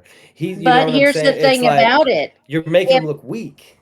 Bronson Reed comes in and interferes, and Oba he gets looks the weak. win, he's He still looks going to even look weak. weaker. That's what I'm saying. I'm just saying I feel like you have to have Braun put up a fight. I mean, I think Oba wins decisively, right? But I think you have to have Braun put up a good Oh, fight, it's or going you're to Well, gonna be a no. or So you're gonna like, course. kill his character. what I mean by squash match, I'm not saying it like a 30-second match, but you need to make it where Oba looks like he dominates the fucking match, and Oh, like yeah, 100%, Braun really a isn't. decisive win. Yeah, Like Braun's a good opponent, but he's just not good. Like he's nowhere near the yeah. level of Oba. No, I agree with that. You have to set that boundary. Yeah, a decisive win is is what you're looking for, and I agree. Yes. Right? I'm saying I don't think Braun needs to kick out of Oba's finisher, right, or anything like that. But I think you gotta let Braun look like Braun. You know what I'm saying? Like look like a badass. Like he's starting to he's getting the momentum because like that's his thing is momentum speed, right? He gets the Yes. momentum and then boom, like Oba like stops the momentum and then he can't ever get that momentum back. But You know what? I think that's exactly what should happen. but what I see happening, and this is just me, is I'm seeing Braun Breaker change completely. Yeah. I'm saying he loses to Oba, and then Braun Breaker might come into a little character change now because Braun Steiner. everything's falling apart. I think it's time to take the Steiner name. It's I time to take the mean, name and start acting like a Steiner. that's true. Because if That's he true. we start That's one acting thing like he a does not Steiner, act like right he'll now. be he brings It's back over. the big like he starts bringing out versions of his Big dad and stuff Papa like Pump. that. Like He was doing that too. Remember, before he became part of the Vision, he had the Steiner math. He did the Steiner math promo against AJ. He did he had like the Steiner math fucking singlet. Yeah. You got but to go do the big Papa Pump. but him losing could bring a different all right, now we gotta work on a new character for him. We already have a backup character for him, and it's the character we've been waiting the whole time. Yeah, I We agree. want I him agree. to I would take like to see the him be a Steiner Steiner. name. Yeah, I You've agree. earned Why are you it. not a Steiner? Yeah, Take yeah. it. No, I agree. I agree. And then maybe as 100%. your signature, pull out fucking Big Papa Punk's finisher. The You already fucking do it. The Frankensteiner. You already yeah. do it. No. Yeah. The submission. Yeah. Oh, yeah, When he yeah. gets on the ground, he's just flexing and he's holding the neck back. Yeah. Yeah, like bring that back. Yeah, like Yeah. Rusev kind of does it, but like it's not the same. It No, is no. the same. Rusev grabs the arms where Big Papa Pump Just took his biceps around, yeah, and like he was like basically trying to Uh-huh. tear him apart. What like did it he call? was like flexing and like pulling Pythons. back. Yeah, you know what I mean. Yeah, Like yeah, where like Rusev does like the arms and pulls the arms back this way. Like Papa Pump was like "Urgh," like flexing in there. yep. You Yeah. know. That's what I'm So, saying but though. We could basically, see Esk of uh, that, like yeah. from this I've been loss. saying I've been saying that for years. I mean, hell, they're finally doing that with Lexus King in NXT. They're finally starting to like make him more like Brian Pillman. Which is what they should have been doing a long time ago. the whole fucking time. But all right, so pretty much, I just feel like I feel like Raw all Raw did this whole time was just try to set up the next chapter. Yeah. Kind of leading to everything. They're really trying to build everything up towards Saturday Night Main Event. Mm-hmm. Um, I'm getting a little bored with Solo and LA Knight together. Um, and it's nothing against any of the characters involved, right? Like I like the Bloodline, I like Solo, I like LA Knight.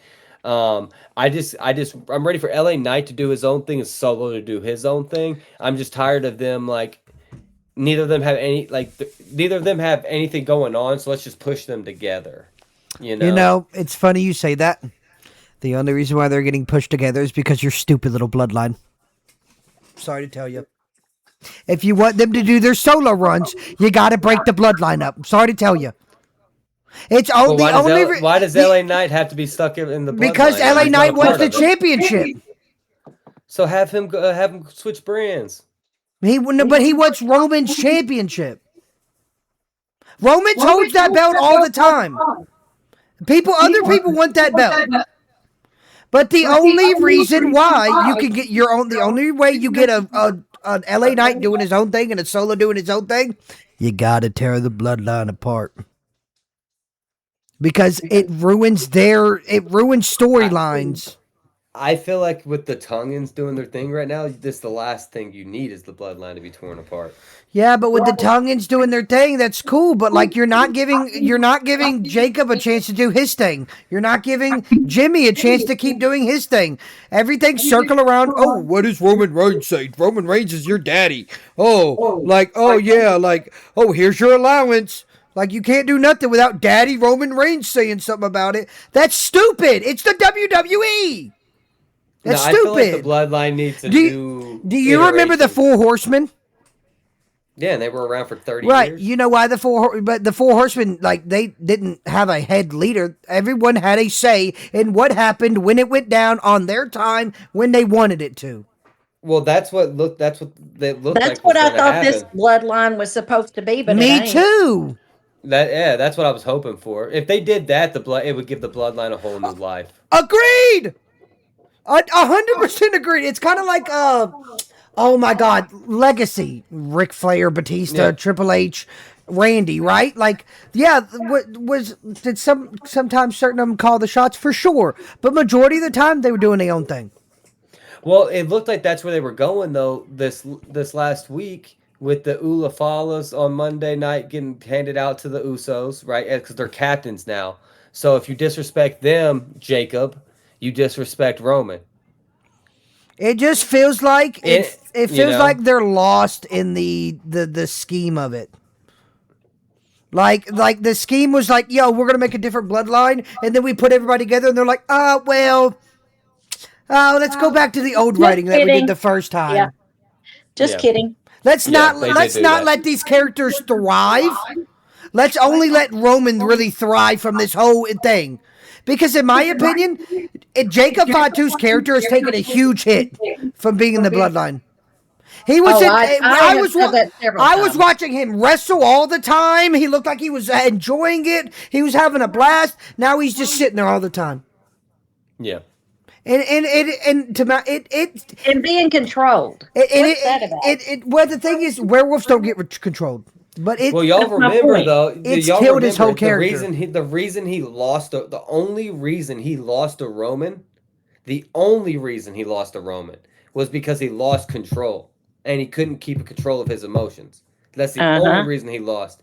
That's all. That's all they're trying to tell him. So they're trying to like. This is almost like Roman trying to teach him a lesson. You know what I mean? Like, bro, gain a little bit more control and like you could have beat me.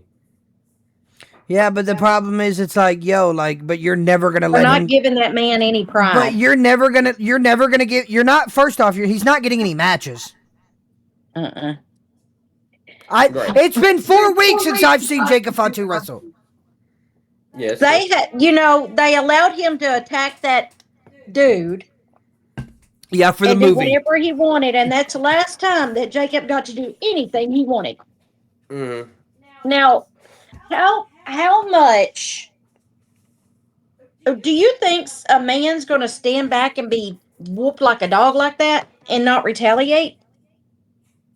Well, I think they're trying to build to a strap match the same way they did with Jay versus Roman. I think it's stupid. It looks like the same storyline pretty much. I don't know. I just don't like But I that they. mean, I feel out like of mon- they just need more freedom. Like yeah, if you lighten up on the fucking Roman being the head of the table, lighten up. This is yeah. not real Samoan culture. It's not. You know, This is you can be the WWE. OTC and you can develop other characters in your bloodline But without Well, you did it for what they're years. doing now. but You it's did it for years. Look with Jay. Look at Jimmy. Right? You did it. It's proven that you can build characters in the bloodline. but it's It's a crazy. proven But they're fact. not They're doing it. No, Is not. my They're but not. point. Right. the crazy part that gets me is like we've watched Samoans the whole time growing up, but they've always done their own fucking thing. Rikishi danced, shook his ass in your face. He did what he wanted. Well, he did do shit for The Rock, though. Yeah, Remember, he but took out like, Stone Cold. I did that for The Rock. but once again, The Rock did like kind of like besides when he was with his dad, right, and his character was developing. Rocky Maivia kind of did what he wanted. You know, they Yeah. had the freedom. That's what made The Rock The Rock. That's what made Rikishi Rikishi. You know, that's what made Yokozuna Yokozuna. You know what I'm saying? Like, Roman. yeah, but you're not giving that same chance to Jimmy, Jay, Jacob. Jacob. That's why Solo You gave doesn't want to you. join. I mean, you gave it to Jay. I mean, you know what I'm saying? And Jay, in my opinion, he's not the guy. Like, you gave him the ball and he ran with it, right? And good for him for doing so. That's why we got Yeet. You know what I mean? We got the big gyms because they took the ball and ran with it. You know. Then why is But Jacob not getting the same opportunity? I think he will. I just think it's going to take time, the same way it took Jay and Jimmy time, and Solo. And that's why I mean, think about it. That's why I don't like the bloodline. We Right there. just started getting a good Solo character like 4 months ago.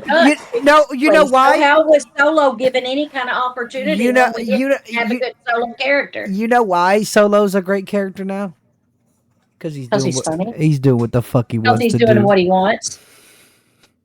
But pretty much Monday Night Raw, there was only two good Because matches. I hated Solo. Don't get me wrong. To begin with, I've Agreed. absolutely fallen in love with Solo because he's doing what he wants, and you can tell he's having fun. Yeah, he's having fun with it. He's having fun with it. But no, But- there were only two good matches on Monday Night Raw. In my opinion, Ruka, Lyra, Valkyria, and then of course Ray Phoenix versus what the fuck was that guy's name? I already forgot his name. Dr. Wagner. Wagner Jr. Yeah, there you go. No, El Fiscal. El Fiscal. What? I thought it was Yeah. Wagner Jr. No, that was Dragon No, Lee. it sounds like a NASCAR Oh, that driver. was Dragon Lee. That's right. That's Yeah. right. But again, those are in my opinion, my two favorite matches of the night. I guess you could throw Dragon Lee as the third, but that's about it. Mhm. Okay, okay episode. Not great. I No, was not. terrible. I mean, to me, it was forgettable. Yeah. Then Yeah. of course That's we my opinion. Well, You have what are something we to say? moving to SmackDown? Not yet. Almost. Cover NXT real quick. I didn't watch that. So NXT opened the night with a triple I cruiserweight championship number one contenders fatal four way of EK Prosper, Tristan Angels, Romeo Marino, and LA Parka. The only reason I brought this one up, this match was okay, but I was dying laughing because LA Parka comes out and then Booker T's like screaming like, "Oh man!" He's doing his little thing. He goes, "I fought him back in my day, except for he's like in the best shape I've ever seen him his entire life." You know what I'm saying? Like kind of implying that he doesn't know it's a different person under the La Parka mask. So Oh, yeah. I thought that was kind of funny.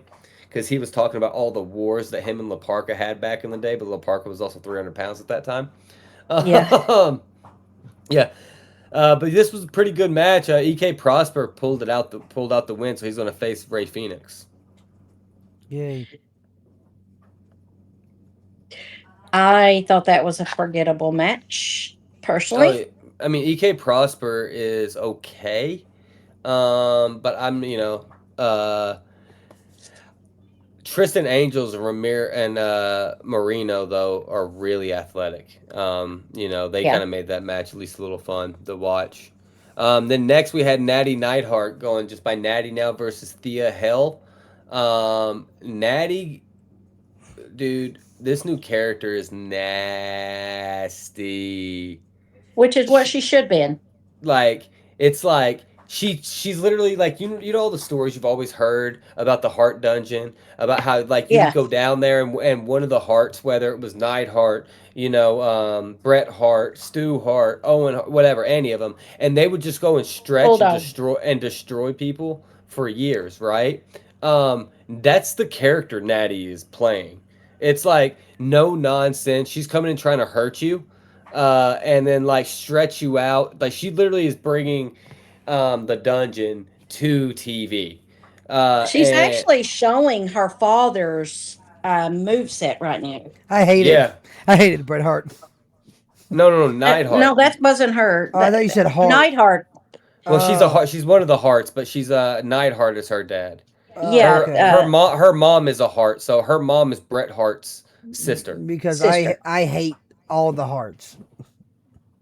Can't stand any of them. You You don't hated remember Owen bit? Hart? Yeah. I don't like any of the hearts. Didn't I just say that? Wow. I'm not a Oh, Hart I fan. I I hate. do like that. I hate them. I do like that she's using a lot of okay. Jim Neidhart's moves along with Brett's moves, and then Yes. I love how she's finishing everybody with the sharpshooter, and like Hmm. not the old sharpshooter, a vicious sharpshooter, like the way she looks like she's pulling back, and I thought she broke Thea Hell's back at one point in time, but then of course Thea Hell is tapping, and Natty's not letting go, and then Yeah. Because Miss she's Jade. teaching her.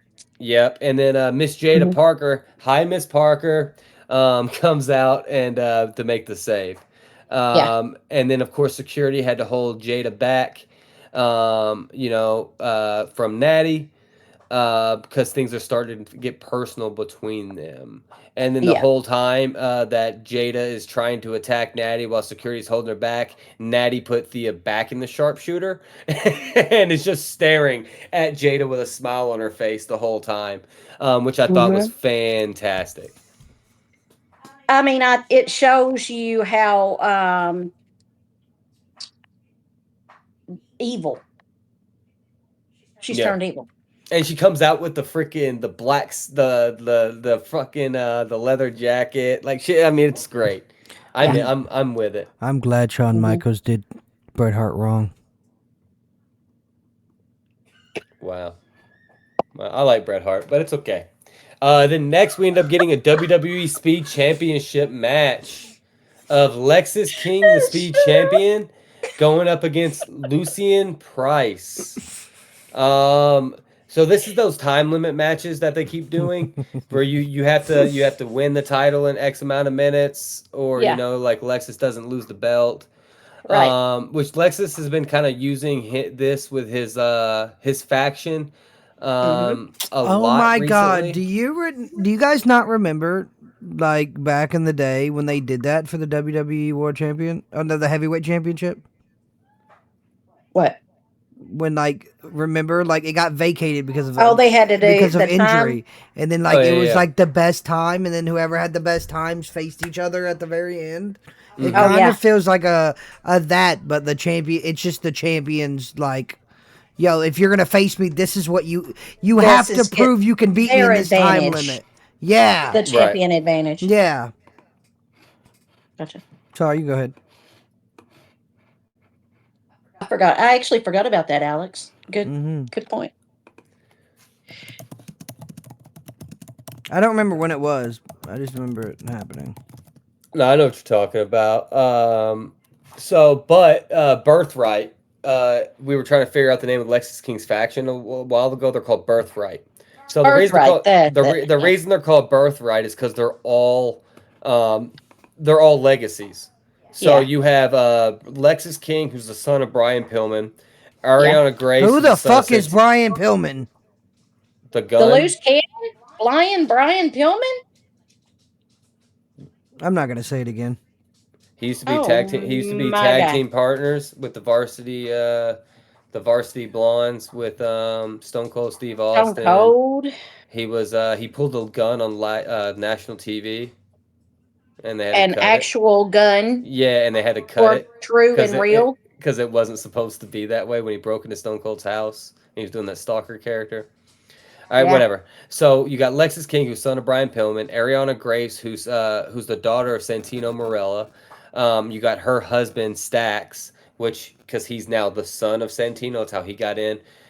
Which is real life husband of Ariana Grace. Yeah, but he shouldn't be in it. No, Sorry. but I get it. They're the husband wife thing. So real life husband. Then you got Charlie Dempsey, who's William Regal's son, and then you Yep. got your Uriah Connors, who's Fit Finley's son. They're all a big Yeah. group. Their whole thing is they're coming after their birthright.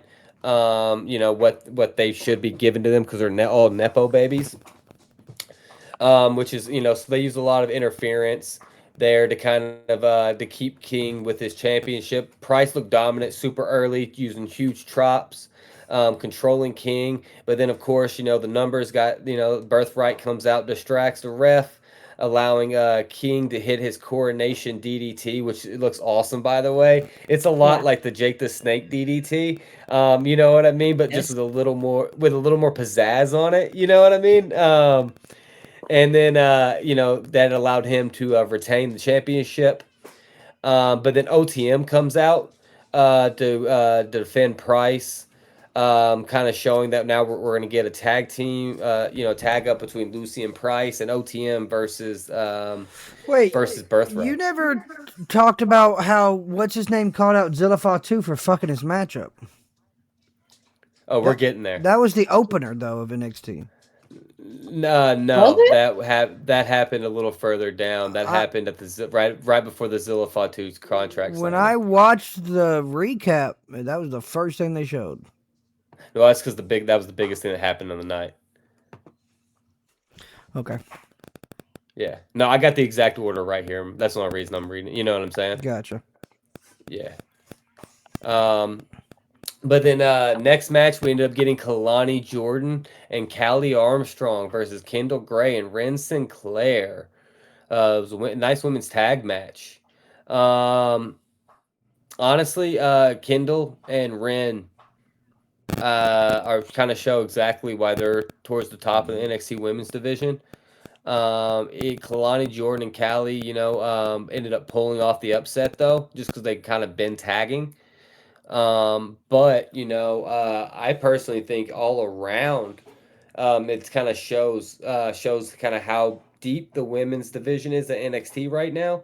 And everything Grayson Waller said a couple weeks ago with that pipe bomb promo, where he talks about how the women have been carrying NXT for years, Yeah. 100% was the truth. Because just watching this match right here, you might not have known who any four of these women are, but after the match, you wanted to know who all four of these women were. But did you really watch that match closely? Um, yeah, I watched it pretty closely. I mean, I thought Kendall and Ren kind of carried that, even though Kalani and Callie won. But Kalani Yeah. and Callie are also newer. You know what I'm saying? Like they're in NXT, so like I give the guys and girls of NXT a little bit of grace because like when you're not watching NXT expecting it to be main roster, right? Um, but I was surprised with the two girls that I thought were main roster lost. Yeah. To me, it was not um, as great of a match as maybe you thought it was. It was an okay match. Um, but for me, I was looking at it and I'm like, nothing special. That Cali connection though from Callie Armstrong was pretty cool. I mean, I'm not saying they didn't have some good moves thrown in here and there, but for the most part, I thought it was a kind of a boring match. No, I get what you're saying because I mean, again, Kalani Jordan and Callie aren't the greatest right now. Yeah. I think if you would have put any two other women up against Kendall and Rand, it would have been better. Hmm. I think Uh, so. yeah. And then right after that, we got Jackson Drake of Vanity Project versus the Fog himself, Shiloh Hill from LFG. Hmm. Um, Shiloh was in control super early in the match. The Vanity Project started getting involved with the one girl who has no neck. Um, Yeah, what's up with that? I don't know. She's another LFG person. Um, Yeah, I don't know. But then, of course, the referee ejects the Vanity Project from ringside. But then Naraku shows up, evil. Shiloh's on, gets up on the turnbuckle. He's about to take out Jackson Drake, and then who pops up from? This was the coolest thing I've ever seen too, because WWE doesn't do this one a lot, where New Japan does, where like a guy's hiding underneath the ring, and instead of having to, like, you know how WWE does it, where if they're underneath the ring, they have to get out from underneath the ring and then show themselves before they do something. Like, this happened so quick. It was very New Japanish, where like Evil show instead of jumping all the way out of the ring, he comes like moves the ring apron and pops up to where the elastic part is to be able to shoot his mist at Shiloh, which is perfect because you're coming Right. right at it. You're like right at his face, so it makes sense, Yeah. you know. And then Yeah. boom, he goes back to hide again. You never knew he was there. Right. And the great thing is TV didn't Hey. even pick like the TV didn't even pick up that he did that, and then it wasn't until the commentator said something that they did the replay. Um, so Evil's kind of just making himself evil again. Allowing Drake to steal the win from Shiloh. Yeah. What? So evil. Um. He's a pretty. Who do you call? What did Mr. Fuji character? Yeah, You know. for sure. Yeah. Um. And it can really work. He just needs a few more moves in his set, don't you think? Well, I don't even think like in reality, like we haven't got to see what he was in New Japan. That's my point. We're You not know, like seeing anything no, from like him. his move set was way bigger in Japan. You know what I mean? He was a part of like all these big factions over there. He was the top guy. You know what I mean? Like he really is. Was he? He really was. Like Okay. he is main. He should probably be on the main card rather than NXT. I get why he's on NXT, right? Because like he can help develop younger talent, stuff like that, right? Yeah. Because he helped train Io Sky, who's his wife, and a bunch of other the women from Japan, right? So he's good. I see why he's in NXT, and I get that you're trying to develop his a character before moving him up to the main roster. So because like most of WWE fans have no idea who Evil was, right? In New Japan. Um, so I get what they're trying to do, but I don't think like they're limiting him a lot, right? We haven't seen him wrestle since Tony D'Angelo took him out, right? And then now he just pops up messing with Shiloh Hill for what reason? Shiloh didn't cost him a match. Shiloh did nothing to Evil, right? So, and then Evil's evil, and so like there's no way he would team up with, excuse my language, but fuck boys, right? Like that's what Vanity Project is, right? They're fuck boys. They're pretty boys that like think they're better than everybody else. That's not a person you would see Shinsuke Nakamura or Evil or somebody like that hang around. You're muted again, mom. You're muted. That's my point. So what is his character development coming along? That's the part I'm confused about because I don't know why he was even got involved here with the Shiloh stuff. I don't know. That's I don't understand it at all. Me neither. So I'm wondering what's going on there, and I don't know if it's because Shiloh does the fog is coming, right, and then like Hmm. Evil's thing is he kind of comes out of the fog.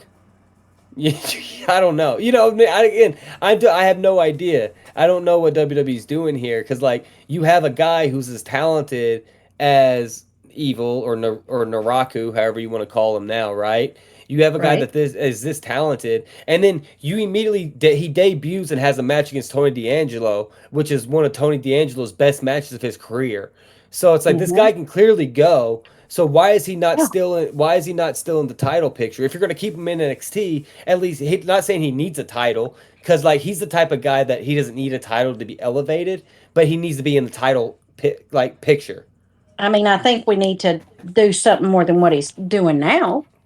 Yeah. So and then moving in with Shiloh, I don't know what you're doing there because there is no title picture around Shiloh right now. But then next we got the big time of the night. It was finally we got Zilla Fatu doing his contract signing, um, which was But before that, we ended up getting Grayson Waller snapping out, talking about how Zilla costed him his championship, and then and then they had another video package of Cruz Montana saying the same thing. Um, and then next thing you know, then Zilla comes out, gets brought out to the ring by Robert Stone to sign his NXT contract, looking like The Rock. Like he had the little rock glasses. He had like this whole silk shirt on. It was very reminiscent of Hollywood Rock. And this is what's got me thinking. So the other day we were trying to debate who was Robert Stone on the phone with, right?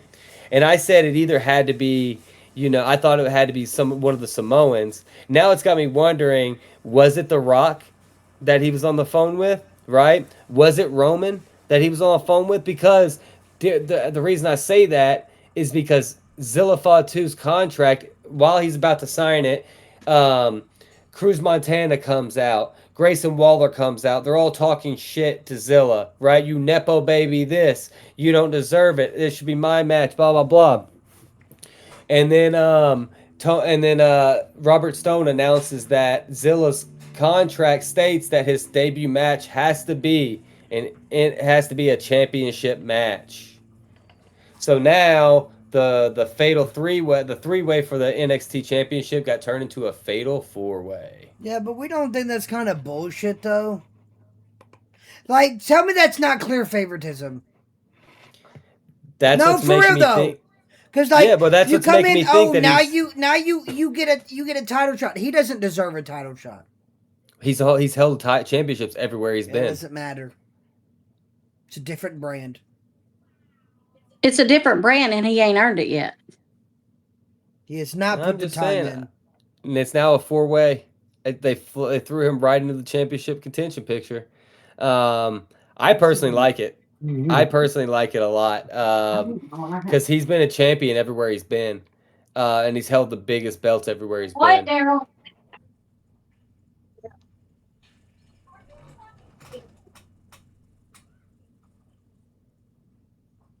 All right, I don't know where she's going, but Me neither. yeah. So I think he had to be talking to like Roman, Kishi, or or uh, or The Rock to be able to get this I championship just match don't as think his he should debut. win. No, I don't think he's going to win, but I think you know what I'm saying. I think they're gonna have to tell us who he was on the phone with to be able to like so we know you know what I mean. Like why did he get this championship match? I definitely don't like that fact that he got a chance. He's the clause is, oh, you signed this contract, you get a championship match. Though I don't like that because then it Yeah. just feels like anybody from any bloodline can come in and be like, well, I want a title match. You did it for Zilla, you know. Well, if you have it, but I mean, if you have somebody from the bloodline negotiating for you, like a Rikishi, a Roman, you know what I mean? Yeah, but WWE could have just been like, go fuck yourself. We're not gonna sign Zilla. Why wouldn't you sign Silla? That's Umaga's No, but kid. they could have. Like you, just because you have a last name doesn't mean you deserve to be in the WWE. I think he deserves to be. I've seen him wrestle in the I'm Indies not a saying he lot. doesn't deserve it. I'm just saying just because of your last name doesn't mean you deserve to be in the WWE. No, I mean I get what you're saying. I'm just saying though, like I wish they would have said, well, thanks to this person advocating for you, you know what I'm saying? They set up to where your debut. You know what I'm saying? It's like instead of leaving us in the dark, I would like to see them say who he was on the phone with and why he got a debut match for a championship. Yeah, because I agree. I just don't like I don't like the fact he's going for a championship already. I mean, I don't feel like he's earned it. So why are we pushing that? for sure.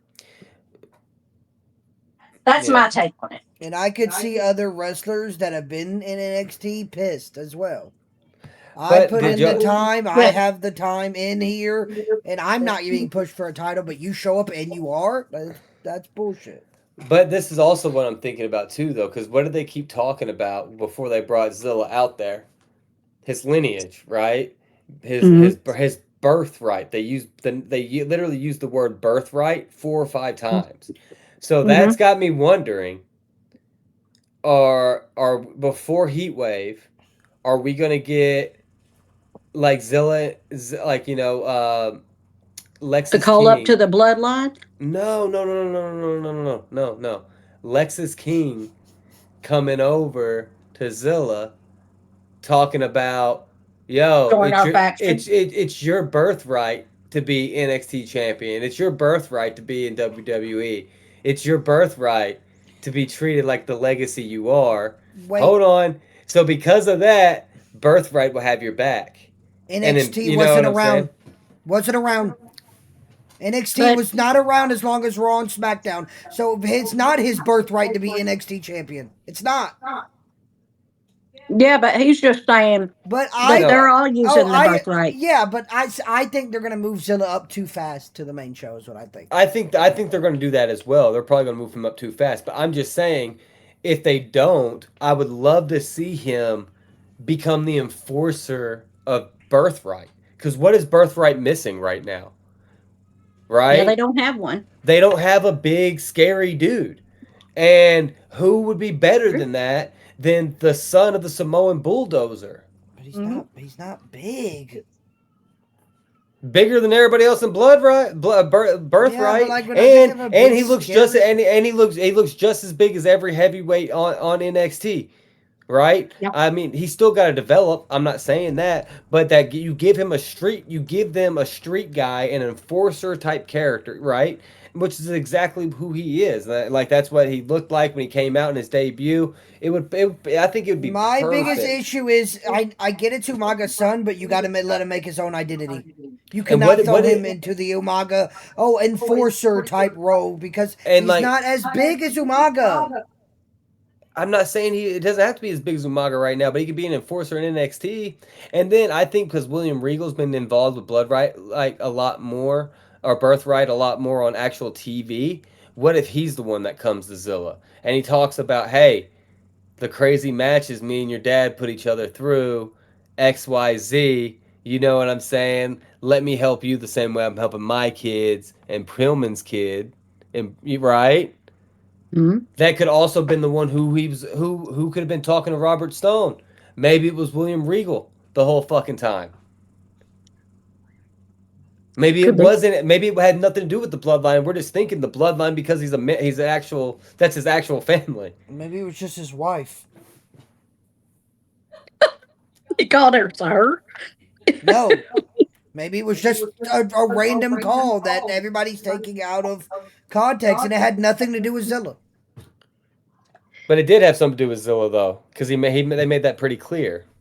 Well, yeah, but Rob, like the commentators even said like, oh, you know what I'm saying? When Zilla showed up, this is who Robert Stone. You know what I'm saying? This is who Robert Stone was on the fucking talk to about. I mean, yeah, Yeah. but of course you're gonna push the narrative if you don't know who he's on the phone with, and then That's what I'm Zilla telling you. pops up. What if it was William Regal and he becomes a part of Birthright, not even a part of the bloodline? That would be a good change of events. I'm just saying, you want him to establish himself on his own. What's better than putting him as part of Birthright? Yeah. He'd be the only Samoan. Hmm. He It's just, had plenty of time to develop. it's just not They He'd gonna. do be need a Samoan in It's there. it's he would just he'd it's be on TV every week because Birthright is on TV every week in some way, shape, or form.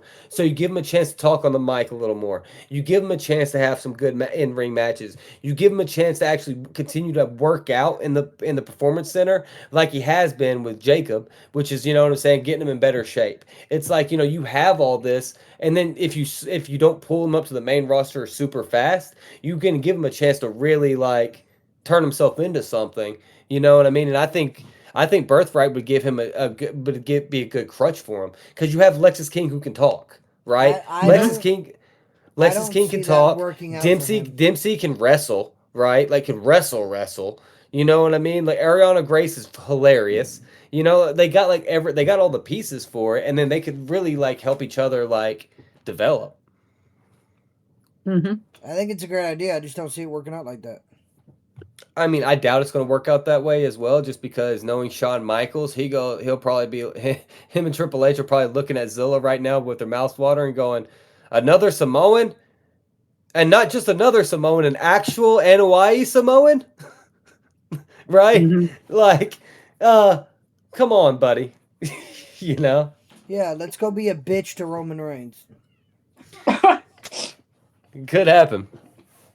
Good. Now Which we are it's funny. finally. It's funny to think though because Umaga would never be down with the bloodline. I don't know, man. I think Umaga and them be pretty proud of what all of them have done. Umaga would have never been a part of the bloodline. Never. He was I, I'm, too. ju- He I, was I'm too saying destructible.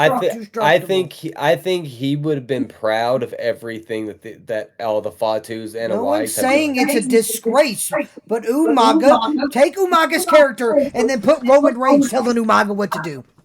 Okay, let's put that in perspective. It's not happening. I know, but if you would have had if you would It's have not had happening. a different type of Samoan character, if Umaga would have been playing a different type of character, right? I mean, you know, and then you have to think about it. But it wasn't. Umaga was the guy who didn't The speak whole point of English. the whole point of this bloodline, it was just so that way, just so that way all the family members get TV time. That was literally the whole purpose, Yeah, and you can do Hmm. that without causing a bloodline as well. It's right? called Also, storylining. you guys remember Umaga's manager, Estrada, Mr. Estrada? Yeah. What about him?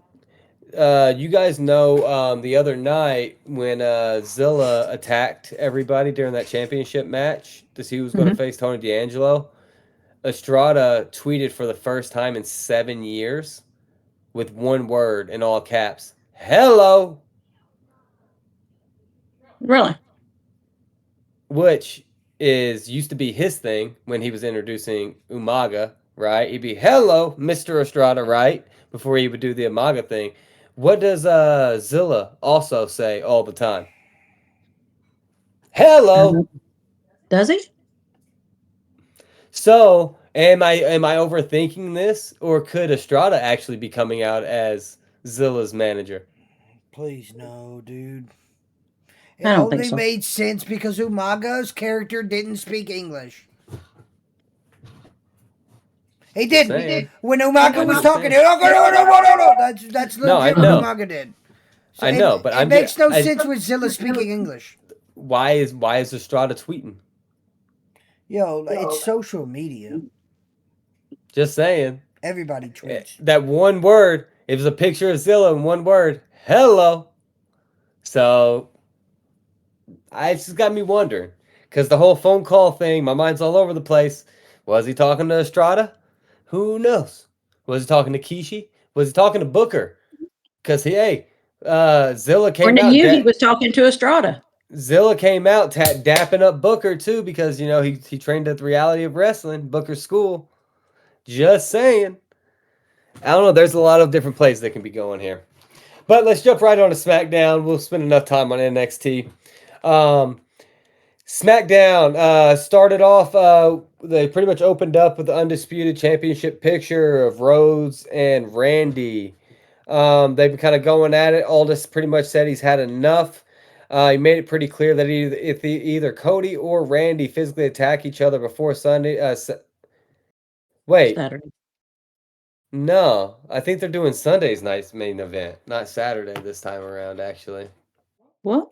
yeah, because I wrote Saturday xed out and then Sunday. Hmm. So Okay. again, I'm gonna have to go look this up. But knowing me, the way I take notes is I probably automatically assume Saturday night's main event like normal, and then when they said Sunday, I probably was like, "What?" And then I probably scratched out Saturday and then wrote Sun. You know what I'm saying? Knowing me, right? That's so yeah. For Sunday night's main event, they will lose their opportunity at another undisputed WWE Championship match. So pretty much keep your hands to yourself. Keep it professional. Um, so how long do you Uh-huh. think that's gonna last? Till when they see each other next. Neither of them have got that restraint in them. I And I think love. I think it's a stupid clause. You can't touch each other. What about this whole thing that Cody's been doing recently as well, right? I don't give a shit anymore. I don't have to be held to a fucking standard. Like I'm loving it.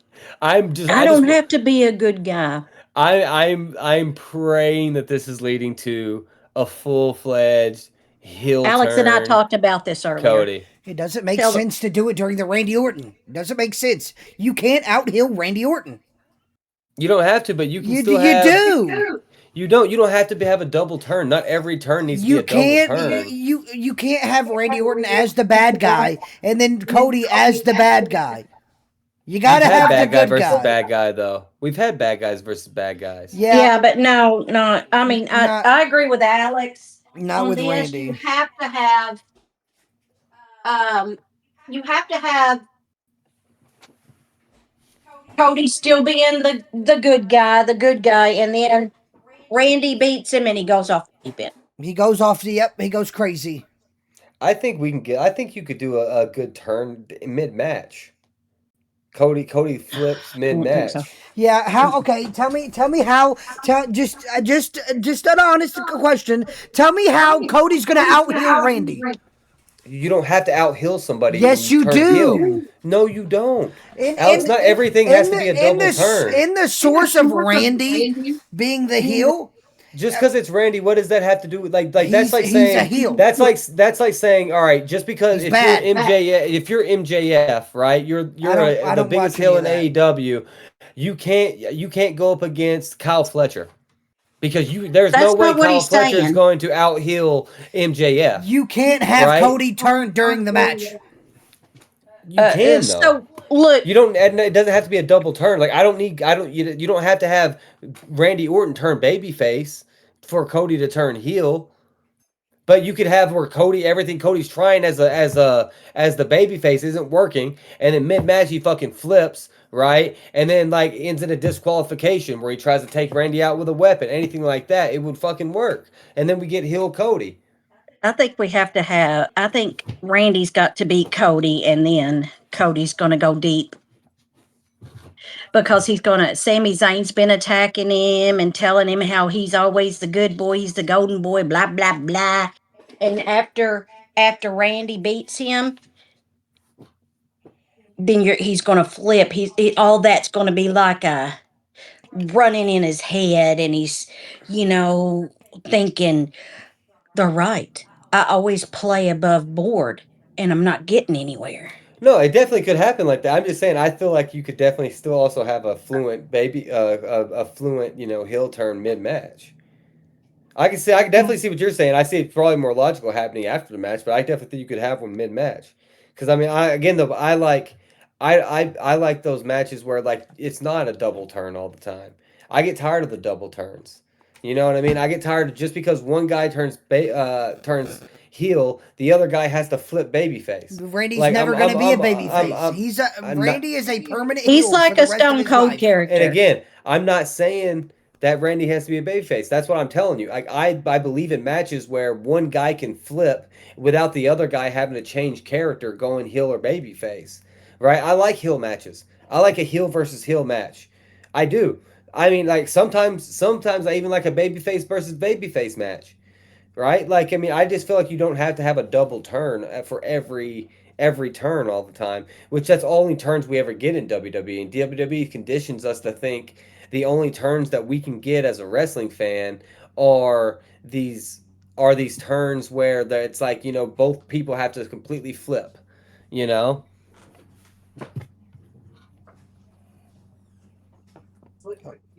Why do you keep walking off? Because your dad's coming in. So, but that's pretty much set that up. I've seen it. And then after that, we ended up Hold on. having the If MFTs. they're gonna be loud, you're not gonna be able to hear anything you say. Well, here I can mute them. Watch this. Your dad? Oh yeah. Boom, she's muted, just like that. There. Right. All right, so next we end up having the MFTs versus Damian Priest and R Truth. So Haku was in the corner there, with the MFTs, not getting involved, and then the MFTs pretty much took him out. Right? They got Priest out to the ringside, took him out, left Truth vulnerable. They end up hitting the Red Cross high low, for the 1, 2, 3, and the MFTs retained the WWE Championship. And then Haku stood there watching his sons continue to dominate. They just pretty much look like a scary ass tag team. And then what's up with Haku dropping the F-bomb every chance he gets? It seems like every promo he's like, "We're the fucking Tongans," Because it's fucking Netflix. and I feel like they're doing the same thing that they did with The Rock, where they're like, "Oh, you're a legend, so you can just do and say whatever you want," Yeah. right? But yeah, so I feel like with Haku there beside them, they look bigger and badder than ever. I don't care for Haku. After that, Blake Monroe attacked Julia. Blake Monroe made her SmackDown debut against Julia. Except for she attacked Julia before the match. The match never even got started. She absolutely destroyed Julia. And pretty much just put the entire SmackDown's women roster on notice, going, "Hey, you girls who don't really have talent, or you're talented but don't really have a character, Blake Monroe's here, and I'm here to fuck you up." What'd you think of Blake Monroe? Because I didn't watch this match. This was SmackDown. I get to watch it. Oh, Blake Monroe's the blonde bitch. well, I thought it was stupid. She took out the French chick, I think her name is. Yeah, but Julia? so they started fighting in the ring. Before the match even started, No, but Blake Monroe attacked but her, no, right? but they did 4 moves in the ring. All the official had to do was ring the bell. Oh, the officials never rang the bell? No. So she attacked her on the outside, right? And then Okay. she brings her inside to do her finisher and another attack, and then the official just chooses to never ring the bell. I'll just pull it up. Really?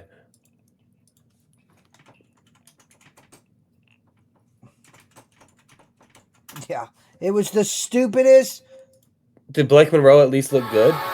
Because she is a person that actually should be called up, right? When they call people up, not all the time they should be called up, but she was actually one that should have been called up here. Contention.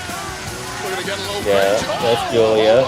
There's Blake Monroe. Okay. Wasting no time. By the way, why is Julia's hair blue now? She cut her beautiful blonde hair. But watch Terrible. what's gonna happen. Julia demanded a matchup with Blake Monroe to gain a little vengeance for those attacks, but starting this thing. Really? You just ate a boot to the face and you're powering up? All right. What are you, Julia? What kind of character are you? They're on the outside, Julia, right? They're fighting. To be clear, the bell hasn't even rung yet. This is Blake Monroe's debut. This is right. Yeah, I mean, that merger of Blake Monroe where it's like arrogance and elegance, but viciousness that you're seeing on display right now. The way this is looking, I'm not even sure we're going to get this match started. Now, There we go. now we're in the ring. Sending her into the ring now. Now both competitors are in the Blake ring. Monroe. Ring the fucking bell. Yep. As soon as she gets to her bed, you can get. Yep, you can ring it now. She's on her Ring the feet. bell. Ring it. Where's why didn't you ringing it? Look, she's gonna attack nice her a couple headbutt. more times. Nice though. headbutt. Ooh, nice knee. Dirty of her own there from Blake Monroe. What a mess Why have this we not is. rung the bell at this Julia point? has been wiped out. She's trying to We've get him not to even a had corner. bell What are we yet. doing? We don't need Dangerous that. woman just wrapped in And watch, she glamour hits her with a and finisher. This is it. The neutralizer. Neutralizer. She hits the neutralizer. Referee said it. That's Blake Monroe. She's not out. She's not down and out. Down. This woman is not down and out. She could still wrestle. So, why? First off, ever since Julia cut her hair, ever since she cut her hair and dyed it blue, her character is trash. And anyway, Blake Monroe is really good. And I wish that they would actually let that match get underway. They had more than enough time. Yeah, they didn't. It was stupid. It's like they didn't want the match to happen. They wanted her debut just to be a fucking, Yeah. hey, you're going to go out there and get attacked. She does. Blake Monroe though does look like $1 million though. She looks like a star. Yeah. She looks like Tiffany. She does. But that headbutt was nice. Come on, different move set. Different move set. You can't compare the two. Different move set. Just because they're both Am I blonde chicks. lying? She does. She looks Just because they're just like blonde. Tiffany. I'm just saying, different move set. After that, we end up getting a rematch of Baron Corbin and Trick Williams. Wasn't a rematch. It was. It was. They've fought twice now. I thought Mm-hmm. they promoted it. It turned into a No. promo where he called out Little Yachty for a match. Yes, it was. Oh yeah, but I mean, I'm just saying that they fought several times before. Yeah, but it wasn't like an actual match that happened. No, because they're trying to push. They're trying to push. Yeah, towards he the was like, rematch. if Little Yachty beats me, you get to face Right. me again. Like, that was the Yeah. whole segment, Mm-hmm. Yeah. which is stupid. And yeah, and pretty much Lil Yachty tried to survive. Yeah. Which I'm sick of that whole little yachty thing. Give me it's time. Move on. Yeah, I agree. I agree. I'm over the Yachty stuff too. Um, Because I think Baron Corbin looks good right now.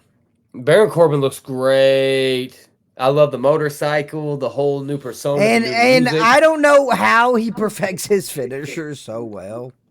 Dude, But, why like, is his moveset so much different than it used to be? I mean, he's got the same finisher, but like the end But of the day, his it's still the same.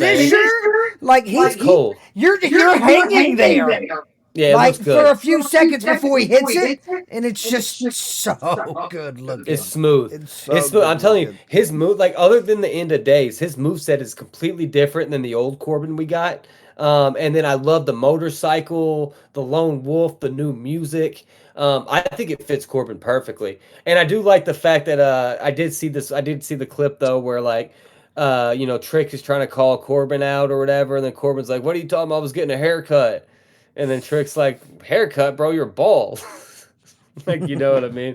I just Yeah. thought that was funny. Um, and then it was actually Corbin trying to cut the hair off the belt, which I thought was pretty great. So yeah, he was getting a haircut, just not for his actual head. Um, you know. But then after that, we end up getting Lash Legend versus Tiffany Stratton. Stupid. Yeah.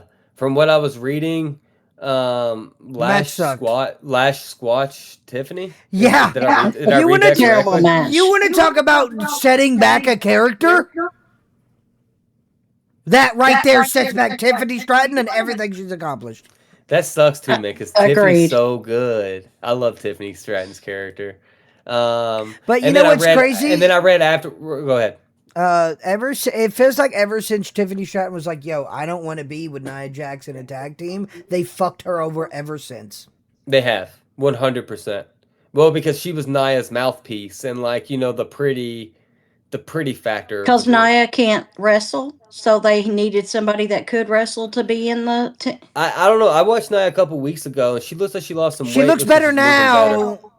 But what I'm saying is, when she was with Tiffany, Tiffany was definitely carrying the matches. Oh, for sure. I'm just saying now Naya looks like she lost like probably 100 pounds. You know what I mean? And like she's moved smoother, But and like her moves look better. it feels like Um, Tiffany is being punished because she doesn't want to be with fucking Nia. By the way, why was it? Remember like a couple years ago when Nia was doing Yokozuna's move set, and we were all like, finally, this is how Nia should be wrestling, right? And we Mhm. were like all three of us, like this way before the podcast and all, but all three of us were actually getting into her character. We're like, this is how she should be Yeah. wrestling, like a big, Yeah. like hard to had to get hard to get Hard to off of her stop. feet.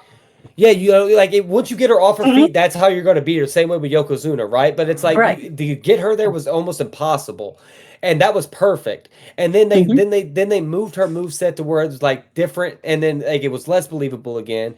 And then she comes back. Now she's lost this weight, and she's starting to do that move set again, but it's very limited. And I'm like, why don't you wrestle like that all the time?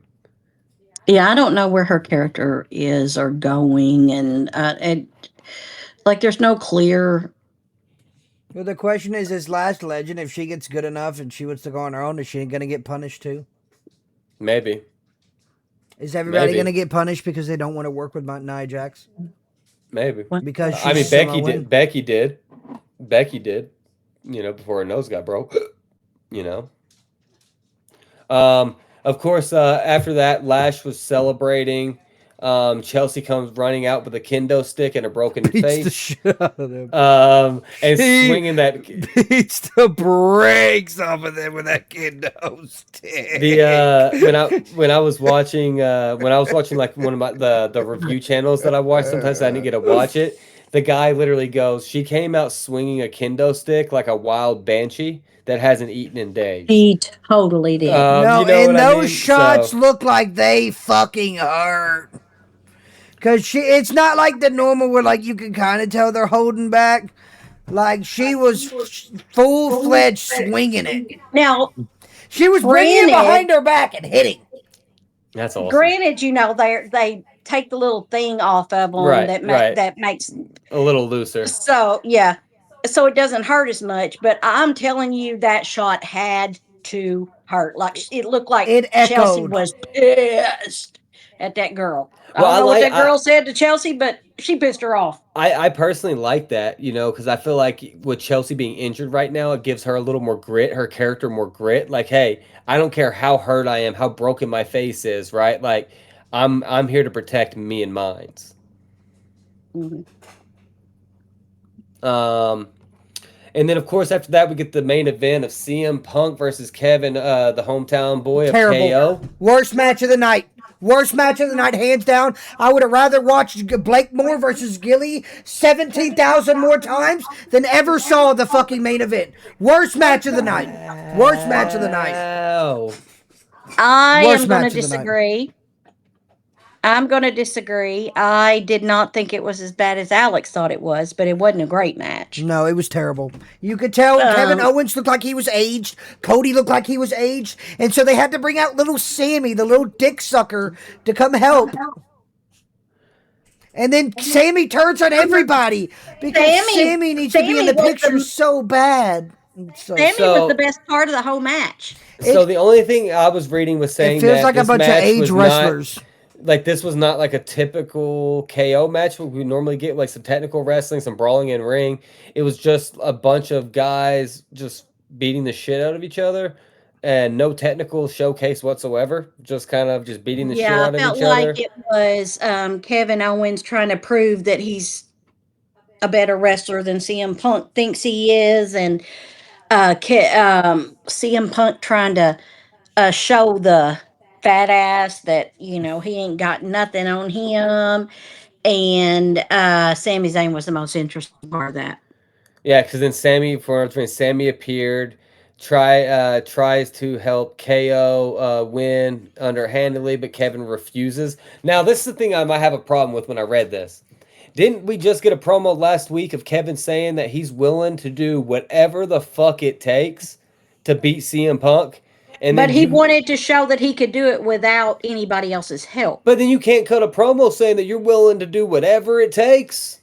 Because But whatever it takes means you're willing to go under. You're willing to take that underhanded victory, whatever it takes. but the whole point was for him to beat CM Punk, not for him and Sammy to beat CM Punk. And then when he refused, Sammy went batshit. Yeah, yeah. Because then Punk retains and Sammy wasn't done. Attacked both Punks and Owens after the match, and it pretty much ends not with CM Punk or KO celebrating, but with Sammy Boring. snapping. Stupid. I would rather have this version of It's Sammy than any other version. no, it's funny because it reminds me of like the old segments that they tried bringing back, but everybody's really old and they're really shitty at wrestling and they're not good and no one wants to fucking see it, but you're making us watch it because you have nothing else written up. So like you're forcing us to watch these old guys wrestle. Like you could have brought back anybody from like the 90s and it would have made the match better. This is like an NWO situation. It was the most boring match. Kevin Owens' age was showing. That CM is true. Punk's His ring age rust did show. was showing, and Sammy's age was showing. Yes, but at least he made it Everything, no, interesting. everything felt delayed. Why are we not getting Sammy as El Generico? Why are we still? Why are we care about these three people? I just want to see him as El Why are we Generico one not time. pushing actual talent that we have? No, I get you. I just want to Drop see these Sammy guys as off. El Generico one time in WWE before he retires. Yeah, we have That's all. so many people on the fucking roster that could have been in this slot, and then you could have had them take the championship from CM Punk because no one wants to see him be championship anymore. Nobody wants to see Kevin Owens have a championship run. Nobody wants to see Sammy have a championship run. Give it to somebody else. Yeah, no, I agree. So pretty much the biggest takeaways from this week, you guys. Correct me if I'm wrong, but the bloodline got even more complicated and bigger. Solo was supposed to join but didn't join, and then Zilla is now a part of NXT, so we don't know what's going on really there. So it's got bigger but more complicated at the same time. CM Punk retained, but Sammy officially snapped. The MFTs are legitimate. They are a force right now ever since Haku came out. Oba versus Braun is going to be two big meaty men slapping meat. Excited for. I knew you were going to say it. The Lucha invasion continues, and these Lucha guys are freaking tearing it up. And pretty much, my whole week, I graded the week this week rather than each individual show. Use an F. And I gave it a 4. I gave it between. Gave it a 4 out of 5?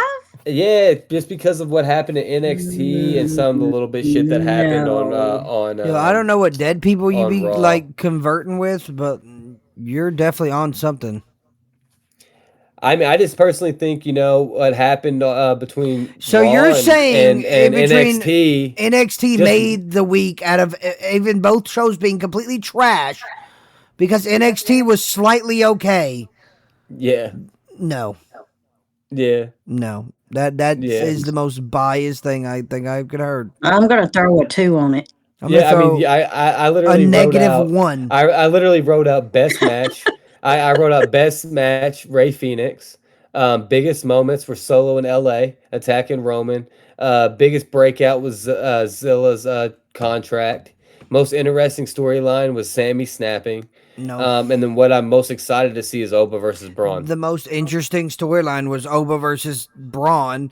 And then the only good thing that we came from it is Solo was like, fuck this. And he attacked Roman and everybody else. That was the best part of the whole week. I'm just saying, those are my We knew takeaways. Zilla was going to sign a contract. That's not like a highlight. My personal best match was the Ray Phoenix match. No. The biggest moment I thought was the Solo and LA attacking Roman. The biggest breakout was in my opinion, was the contract because we still don't know how the fuck that happened, and that doesn't normally happen. And then I just thought Sammy snapping was interesting, right? Because it's different. I wish it could have been anybody. Like I wouldn't have mind seeing a Finn Balor come out. Finn Balor's been on top of his game ever since he left Judgment Day. He's been wrestling really good. Yeah.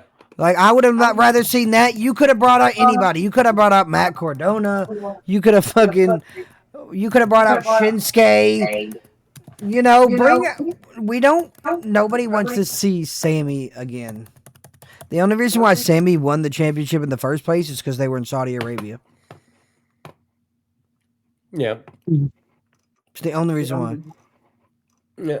And I mean, I don't know. I just feel like WWE was okay this week. I mean, I don't feel like it was great, but I don't feel like it was terrible either. That's why I just give it a 4. But it feels like it doesn't matter what roster you're on. You can go to whatever show you want. That's what it seems like, right? Yeah, which does not make sense. And I miss the days where it was the WWE versus SmackDown and they had to get all together and do the bragging you remember rights. those? Bragging rights. Yeah. It was SmackDown versus Raw for bragging rights, and then you had to win certain matches, and then they changed bragging rights into the draft. If you were SmackDown and you win the first round, you got the first pick. If you were Raw and you won the first, you remember they changed it to the Yeah, draft. but that sucks. SmackDown I think versus they need Raw. to go back to that. You think they need to go back to bragging rights Yes, it was so much better. when like whoever won that show gets to talk their shit. Yeah, I Mm-hmm. liked it. Yeah. I agree. Let's just touch on AEW real quick, just so we can touch on what What? happened this Yes. week. Is has Darby Allen? Was he really hurt by those pyros? He does have actual burns. Hmm. Um, and then he also did like then they tried to sit there. Then they were trying to play it like he had a neck injury as well from a couple of the bumps. You know what I mean? Mm-hmm. But yeah, no. So this week, it started off with Will Ospreay and United Empire teaming up for the first time in 4 years. Because that used to be his group before he came to AEW, versus the Don Callis family of Brian Cage, Rocky Romero, and Lance Archer. Mm-hmm. And United Empire looked like they never missed a step. I mean, I feel like the way that they were tagging and like the moves that they were doing, you would have thought that they've been continuing to tag wrestle the past 4 years. If you would have never thought that they ever took a break, right? Mm-hmm. But ended up really showcasing Osprey, which makes sense because he's the star of United Empire. And then he hits that hidden blade on Mm-hmm. Rocky, which how it's not too hidden because you yell it out before you hit it, but he ended up picking up the win there against Like Rocky. yelling Geronimo He really before did. you Like jump. he points at the back of your head and he goes, "Hit it, Blade!" and then knees you in the back of the head. Like, come on, bro. But I get it because Rocky was like dazed or whatever. But that was a big win for Osprey going into Wembley. You know what I mean? Which is huge. Right after that, we get Okada talking about the Intercontinental or International Championship. And now it's there's a match against Kyle Fletcher and Takeshita who determine who's going to face Okada, which just shows that there's a big ripple in the Callis family right now. But as Mm-hmm. Don Callis said, this does not mean that there is actually any fracture within the Don Callis family because the way he promotes his factions, if you're not fighting each other for titles, yeah, we have a problem. Mm-hmm. So I do think that's kind of interesting where they're going there. But Fletcher is pissed.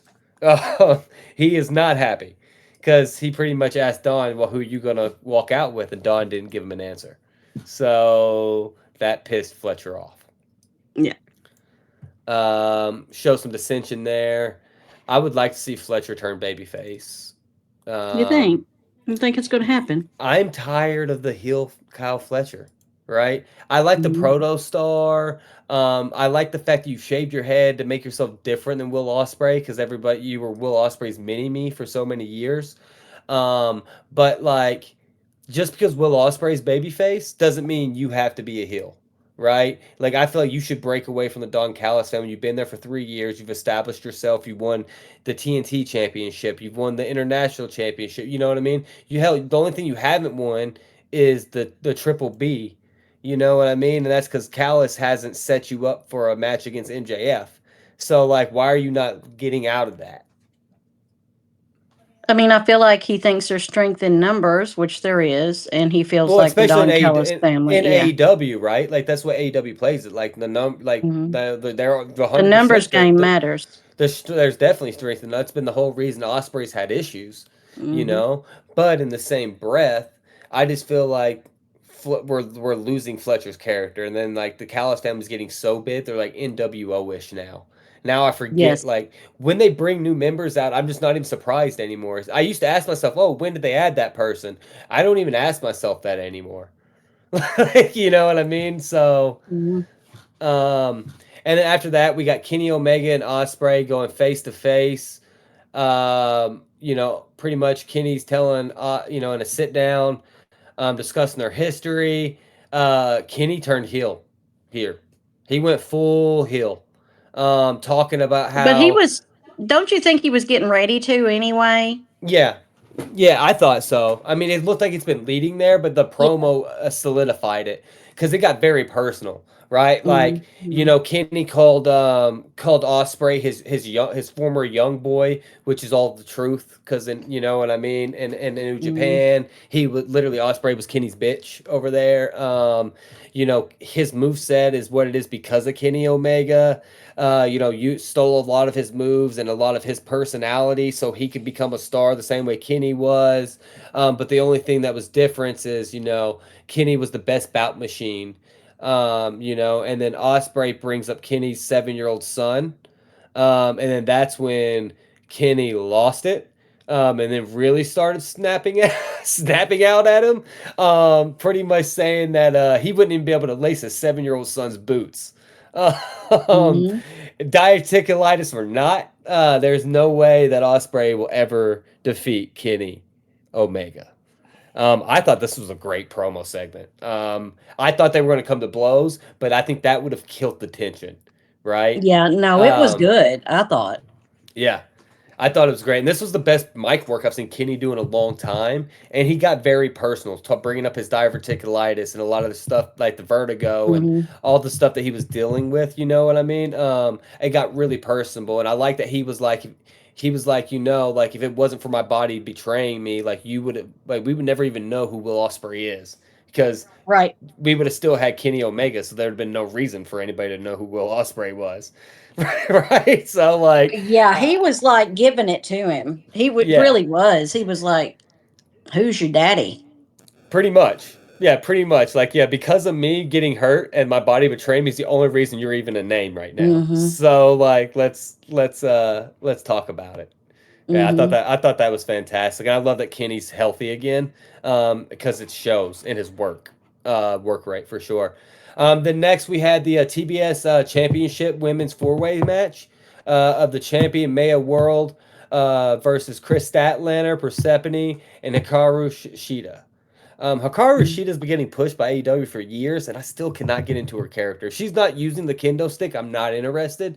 Um, but this was all around a pretty athletic women's four-way match.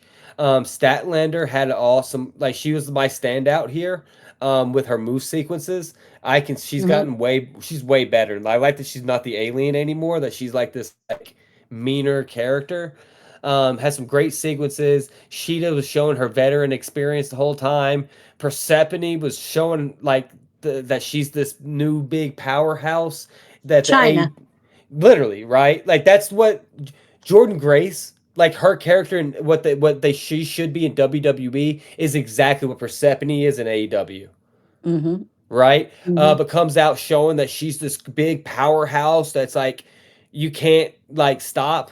And then Maya, like who was like the badass of the four, was like the one just trying to survive. Like she's like Mhm. undersized, underpowered, and it's like she's getting out athleticism from Chris Statlander. Like her Sheeta is like has more veteran experience, so she's just able to like one up her every time. And like Persephone's just like powerhouse and like you know what I mean? Like and like Maya was like struggling here. Which Yeah. I hated Maya after her match against Willow with the whole like super heel stuff that she was doing, right? Mhm. Like and this made me feel for her, right? Like I'm like maybe she's not a heel. Maybe she's just a tweener that had a bad week. You know what I'm saying? Like I found myself like giving her like The, excuses the for benefit her of the doubt. like for her attitude, right? Um Yeah. during this match. But then like out of nowhere, she finds an opening, right? Because she's fighting from the bottom the whole time, and finally finds an opening to retain the championship and gets the hell out of that ring real quick. Because she's trying to get out of there. But then who shows up other than Miss Willow Nightingale, the one who Maya took the championship from, who also slapped Mick Foley? Um, she shows up and then takes out Maya, reminding the world that hey, you this is supposed to be my belt. Like this is supposed to be my match. So I'm glad Mhm. you won. I'm glad you won because I want my rematch. And then it got made official that they're going to be having a world championship. They're going to collide at Collision, Mhm. which I didn't get to watch yet, so I have to check that out. Then after that, we had one of my favorite two women's tag teams in any promotion.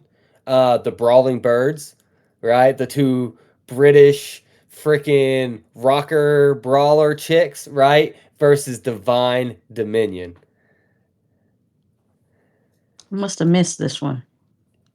Yeah, you had to. Jamie Hayter and Alex Windsor, the Brawling Birds, versus Divine Dominion. This was a freaking great match. A lot of great back and forth. Both teams just kind of kicking the ever living shit out of each other. And then it ended in a DQ. Pretty much showing that this match they're having at Wembley is going to be crazy. Mm, Dominion, they're just like almost like the Mean Girls, right? They're like very, very mm-hmm. pretty, Mm-hmm. but like vicious, right? Where like the Brawling Birds just remind me of like good old girls. You know what I'm saying? Just like let's just beat the shit out of each other and like smile doing it. You know what I mean? Mm-hmm. And like Mm-hmm. they're the two different styles of the teams really pair up very well for Mm-hmm. this feud. Like this is like the fourth time we've seen them fight, and I'm not even mad at it. I could watch it again. Like you know what I mean? Like it's been good every time. Um, and then after that, we had a Continental Challenge Cup quarterfinal of John Moxley versus the Switchblade Jay White. Mm-hmm. The crowd is absolutely obsessed with John Moxley. I mean, like you would have Me thought too. I'm just saying, like, the entrance that he got here reminded me of like Ric Flair in the '80s, right? Like the way the girls were screaming, it was like different than like you know what I'm saying, what John Mm-hmm. Moxley normally gets. Um, and then he comes out. This was a really good match, physical, methodical, counter field, right? Jay White, we got like John Moxley did a good job of putting over Jay White, like how good Jay White really is. Because Moxley ended up winning by submission, barely. Like barely got Jay into a submission. Ended up winning a submission to move on to the C3 semis for New Japan. And now he's one step closer to defending his Continental Championship against at Wembley as well. I wasn't mad at this match. I It's a thought good this, match, I thought. I thought it was really good, and I'm glad that Jay White's finally getting his flowers, Mm-hmm. right? He was in WWE and WWE dropped the ball, right? And then he went to Mm-hmm. Japan, back to Japan, picked up right where he left off with the Bang Bang Gang and the Bullet Club and all that, right? And then he gets brought to AEW, and then Tony Khan starts to drop the ball, making him look like shit and lose all the time. And you're like, bro, this is Switchblade Jay White. Like he can't be looking like this. Mm-hmm. And then now he's finally looking like Jay White again. So I don't know if Tony Khan just realized like, oh, I forgot I had a Jay White toy that I haven't played with in a long time. Oh, I forgot how good Jay White really was. You know what I'm Yeah. saying? And that's what it seems like with Tony Khan. It seems to me like he has like all these wrestling action figures. Remember that box that Alex used to have with all of his action figures in it back in the day? I feel like that's like what Tony Khan has. It's one of these giant boxes with all these wrestling action figures in it. He walks in there and he just picks them out and he goes, "Oh wait, I forgot about this person. I could use them for this." You know what I mean? And then he's like discards them when he gets bored. And I feel like that's kind of what he's doing with Jay White right now. Yep. He does that for sure. You have something to say, Alex? I didn't forget about any of my wrestlers. They all had a part in every story I put together. I'm just saying, not for Tony Khan. Tony Khan throws him in. They get moved to the bottom of the barrel for a little while, and then he finds him. He's like, "Oh, I forgot how good this person was." Remember when he brought Sting out of retirement? Just saying, right? And then after that, we had Andrade El Idolo versus Jonathan Cruz. This was a weird one, right? Because Jonathan Cruz is MJF's Spanish translator. So It just odd. That was just a weird, it's weird it's kind of match. funny though, because after the match was weird, but the whole MJF needing a translator thing, I popped for, because after last week when Andrade did that whole promo against MJF in full Spanish, and MJF being the pure heel he is, going, "Buddy, this is America. I don't understand that Spanglish that that you'd be speaking. And then so this week he brings out a translator, so that way he can speak in English and translate to Spanish for Andrade, even though Andrade speaks English. I just thought that was Mhm. hilarious.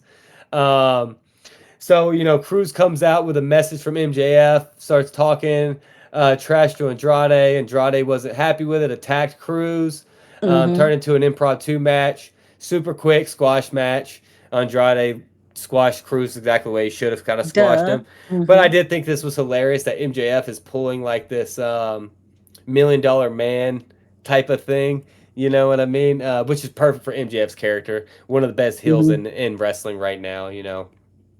I still pop every time I watch that clip of him calling Brian Pillman Jr.'s mom a crackhead.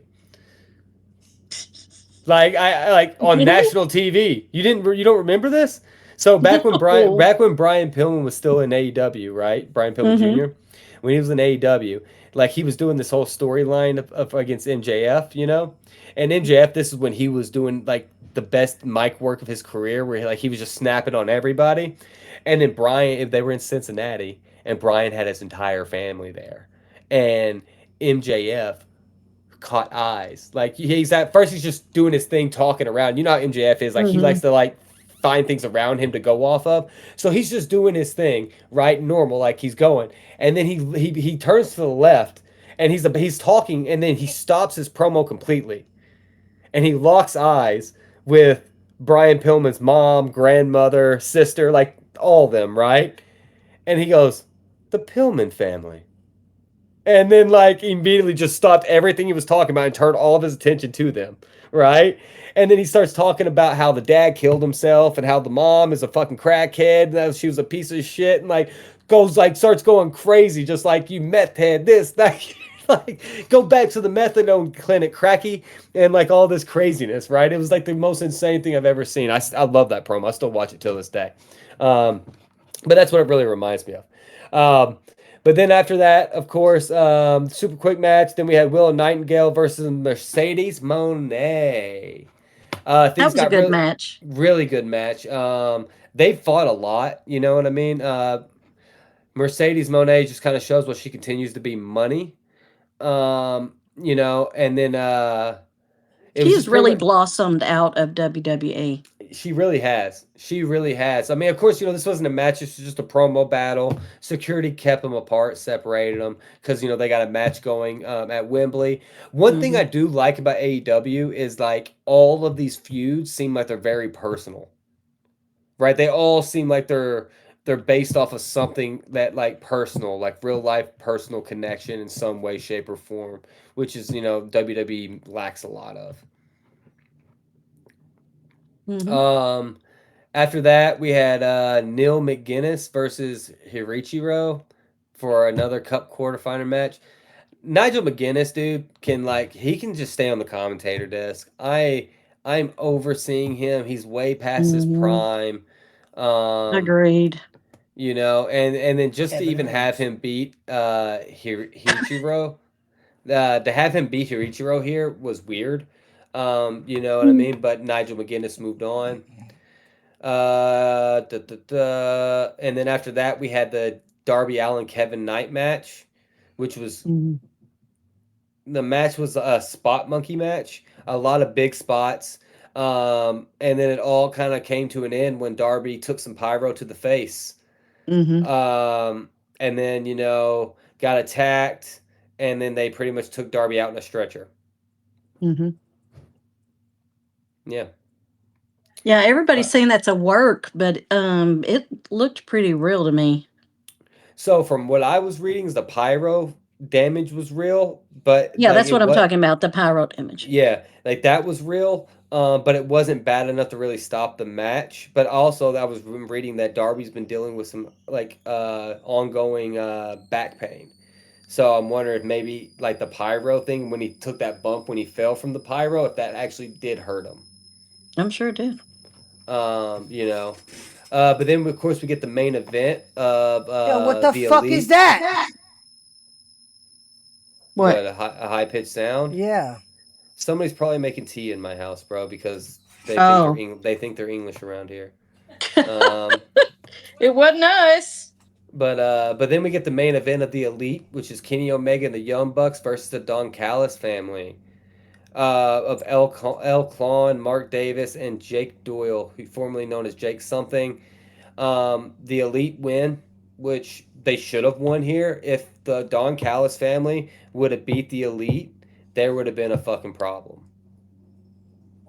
because the Elite has been around for way too long. Um, but then, of course, afterwards, um, Osprey comes down to the ring because he's pissed about Kenny's comments about Osprey's son. Omega tells security to remove Osprey. Osprey walks away. Then Kenny starts to talk more shit to Osprey. Osprey turns around. Then they fight. And then Kenny ends up taking Osprey and hitting the one wing angel through a table. And then that is how it ended. Uh, so that was good, kind of where they're leading to for Wembley. Um, AEW Collision was okay. I mean, started off with O'Reilly versus Orange Cassidy, which Alex hates Orange Cassidy with a passion. But It's then, just so. It's you're muted once again. Stop muting yourself. No, I can't because people are talking in here. I'm trying to let y'all talk too. But he's so. You're not telling me it's good when he keeps his hands in his pocket. That's not. I said good it's wrestling. stupid. It's stupid.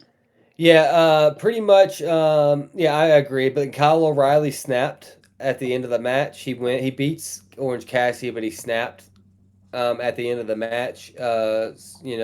Pretty much showing the conglomeration is no longer. The conglomeration is no longer. Fuck. After that, Will Ospreay got advice from Nigel McGuinness, the dude who fucking shouldn't, who's a commentator who shouldn't even be in this tournament.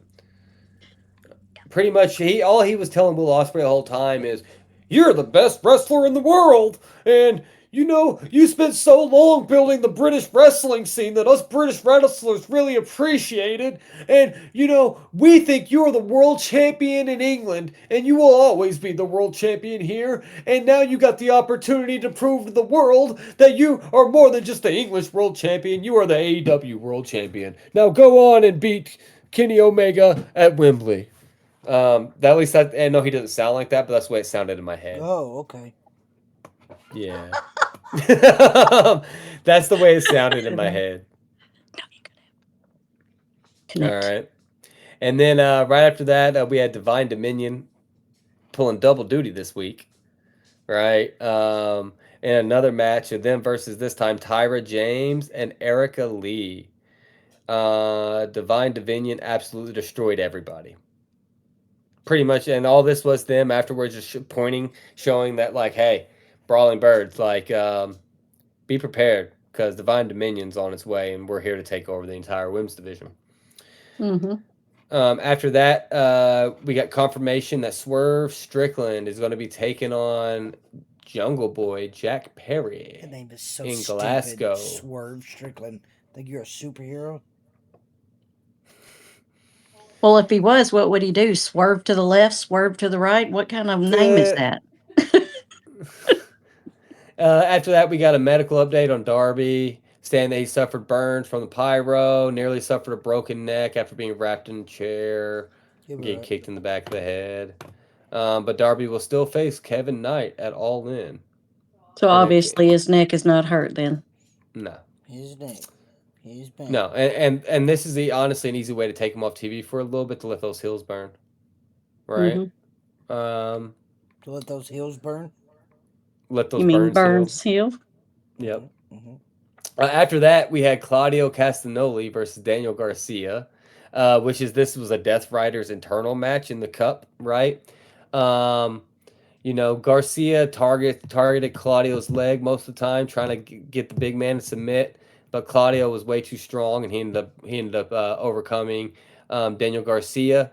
But then, of course, they shook hands afterwards because Claudio is one of Daniel's trainers, which kind of shows that Daniel still has a little bit of work to kind of get to Claudio's level. So no dissension there. And then we learn about the dogs. The dogs will be coming to Wembley. Uh, so another mystery opponent is teased for All In. Who are the dogs? Are the, That's a good question. is it Kofi and Xavier Woods? Who let them out? Who let the dogs out? Triple That would H. be good. That would actually be great if that's their name, and then their theme song was "Who Let the Dogs Out" by the Baja Men.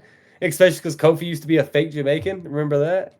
Well, and that they did this whole thing where you could see Kofi and like in Breaking, cartoon. yeah, the breaking free, yeah. Could be. So, yeah. So pretty much we just got told the dogs were coming. The C3 semifinals are completely set. So we got John Moxley versus Claudio Castagnoli. So Death Riders versus Death Riders. Why do they keep doing this? Or whatever. AW I just gonna think do they're AW trying things, to break up the Death Riders. I guess. And then we also get Kyle O'Reilly versus Nigel McGuinness. I don't know who's going to win between Moxley and Castagnoli. I mean, that's going to be a great match. Moxley should win that, and Riley should beat McGuinness. Agreed. Um, After that, we had the Hurt Syndicate, Bobby Lashley and Shelton Benjamin and Lee Moriarty taking on Ryan O'Neal, Nick Nolan, and Matt Mako. Never heard of any of these guys. That was a pretty quick squash match. Then we get the Bang Bang Gang of Jay White pulling double duty. Colton Gunn and Austin Gunn, the Gunn brothers, versus Shane Taylor and the Infantry. The Bang Bang Gang picks up the win there. By the way, the Guns have, from the first year of them in AEW, because they've been around Oh, since they its have way inception. improved. Yes, yes. Holy shit, they are so much better. And since they started Hmm. going to Japan doing like the Bang Bang Bullet Club stuff, like their work has like next level, right? Like they both Hmm. look like Hmm. superstars. They both start to get their dads kind of build a little bit, you know what I mean? And by the way, Austin is probably the better of the two, right? Hmm. But Austin's promo skills, man, he works with Road Dogg on the side, and you could just tell by the way he's like rhymes and the way his promos kind of come together. Road Dogg has He to be probably working with does him. because Road Dogg was released from WWE. Well, that's what I'm saying, and him and Billy are super close, and Yeah. he's the Godfather. He's like the Godfather of the Gunn brothers. So you know what I mean. I think he probably is, because like I just thought that was funny, because like the way Austin was coming out, we're doing like the bang bang and like rhyming and everything. I was like, I thought that was pretty good. Um, After that, we got Tommaso Ciampa and Nick Wayne versus Commander and Speedball Mike Bailey. This was, just a fun match, different styles, um, kind of clashing there. Ciampa's super aggressive style, Nick Wayne being the very athletic one, Commander with like the lucha libre stuff, and Speedball just doing Speedball things. But Ciampa and Nick ended up winning this match. I think the right people won here. Mm. Agreed. Agreed. I don't have much to say about that match. It was expected, I thought. Yeah. After that, the Death Riders pretty much addressed the semifinal draw. Wheeler Yuta is pretty pissed off about it, because he doesn't understand why they have to fight each other. And then Moxley pretty much told him to shut the fuck up. um, and then Claudio comes walking in behind, and then Wheeler's like, "What do you mean, shut up?" And then Claudio goes, "Who's this really? Who does this suck for?" Right? Just pretty much saying like, no, dude, we want to fight each other. We're cool with it. Um, Hmm. so I that pretty much just kind of shows that Wheeler Yuta is kind of on the outs right now, with the Death Riders. And then in the main event, we got Willow Nightingale versus Maya World again. This match was awesome, right? Maya put up one hell of a fight. Like she's trying to like avoid Willow's power the whole time. But Willow eventually, got her up, power bombed her.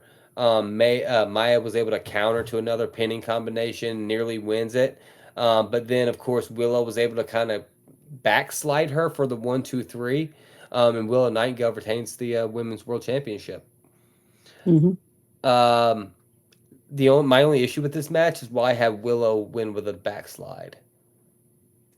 I don't know. Willow's I too don't much of know a how this is powerhouse. progressing any kind. I don't know. I don't know. I just feel like Willow's too, and Willow's I about to think go up it's against just maybe Mercedes showing Monet. that she can do more than power. I guess. I guess like she's technical too. Hmm. Maybe. Maybe. But I mean, my biggest takeaways here, was Kenny turned heel. Hmm. That Kenny promo. Omega is now back with United Empire, which takes the numbers game away from a lot of these AEW factions. Willow and Mercedes Monet is going to be one hell of a match. The Continental Cup, like the next round of matches, there's at least going to be one killer match, and that's going to be John Moxley and Claudio Castagnoli. Hmm. Darby versus Kevin Knight still happening. Um, and now we're getting all this tension with the Don Callis family. What's going to happen with Hmm. Kyle Fletcher? But I mean, honestly, I think they're really setting up for All In, Hmm. Wembley. I think it's gonna be a fun match. I thought a fun show. I may actually buy it. You know what I mean? Just because I ain't there's a buying it. lot that's going on. And I think we might be getting the debut of Kofi and Xavier Woods. Well, you let us know, So, Yeah, because I ain't buying it. I could care less for them showing up on AEW. but It's ridiculous. I gave AEW a 4.5 out of 5 this week, Yeah, you just like high all around. you just high rank every show. Yeah, I mean, I'll say it was better than WWE did this week, so I'd give it a 3. WWE. Bro, it's WWE. hands down better than WWE could even dream to being this week. You gave fucking WWE a 4 and AEW a A 4.5. 4 or 5, yeah, yeah. To What? get to a 4.5, bro, is fucking hard. Yeah, Four is I ain't easy. even reached a 4 yet. 4 is easy. No, it's Mm, not. Yeah, for me, if as long as you progress storylines, there's some good in ring wrestling, you can get a 4. no, I have Agreed. yet to give a perfect show though, so we shall see. I haven't seen one. Hmm. Or Mm-mm. ever see But one. but I do think Tony Khan though is doing some stuff slightly better than WWE. Like In some so of the in some of his things, then in others not so much. I feel like pushing to get forward some storylines. I I feel feel like bringing some of the WWE people in where they're not taking their ideas and WWE, and they're taking their ideas in AEW, and it's a good thing. yeah. I mean, all I think is what they've been doing, and it's rewriting what WWE has already done. I But don't it's think working. so. WWE actually, It right now is there's a because a lawsuit that lot just of there's a WW, lawsuit that a lot of WWE stuff used to be personal. The Matt Hardy versus what fucking when his girlfriend cheated on him. The Booker T versus Stone Cold. yeah. A lot of it was real. That's all it is nowadays with AEW. They're just taking the real, what we used to do, what people complained about WWE doing. Oh, it's too real. It's too personal. Is what they so they stopped doing it. Now AEW's doing it. One thing about AEW though that they are just doing differently is like I feel like they're letting like people's characters actually develop, where WWE doesn't do a great job of that. Not at Um, the moment. which right now, did y'all read about the lawsuit that just got filed this week from Mm-mm. between AEW and WWE? So No. AEW, Tony Storm, like the Mm-hmm. fabulous Tony Storm character and everything like that. Mm-hmm. Um, WWE with Blake Monroe's recent vignette that they gave her, Exactly like it. it it Yes, it it literally they is. ripped off of Tony Storm. AEW Yes, Tony they Storm. did. They literally took Tony Storm's exact character and vignette and then just put Blake Monroe on the screen. They then That was fucking pitiful. True. right, but That then was fucking the pitiful. WWE just needs to countersue AEW then for stolen content. Then we can have it. We can have the go back and forth, and it's the end of AEW I mean, but because WWE's got this more was money. like, It was but blatant. this is But like it's blatant still of identical. AEW. Still same characters, still use same stuff that they had in WWE, which legally you don't have the right to because WWE makes you sign a contract Only if they and own the they name. take it from you. Only if they own the right. All right, guys, I got to go out here and flip some All right, Dude. well, that's all we got for y'all this week anyway. Thank you guys so much for tuning in for another episode of Wrestling with the Family. It's me, the Reeves Fam TC again. Hunter Reeves back at you with Mama Reeves and the little firecracker Alex Reeves over there. So tune in again next week for some more Wrestling with the Family. Hope you guys come and join the table. Peace.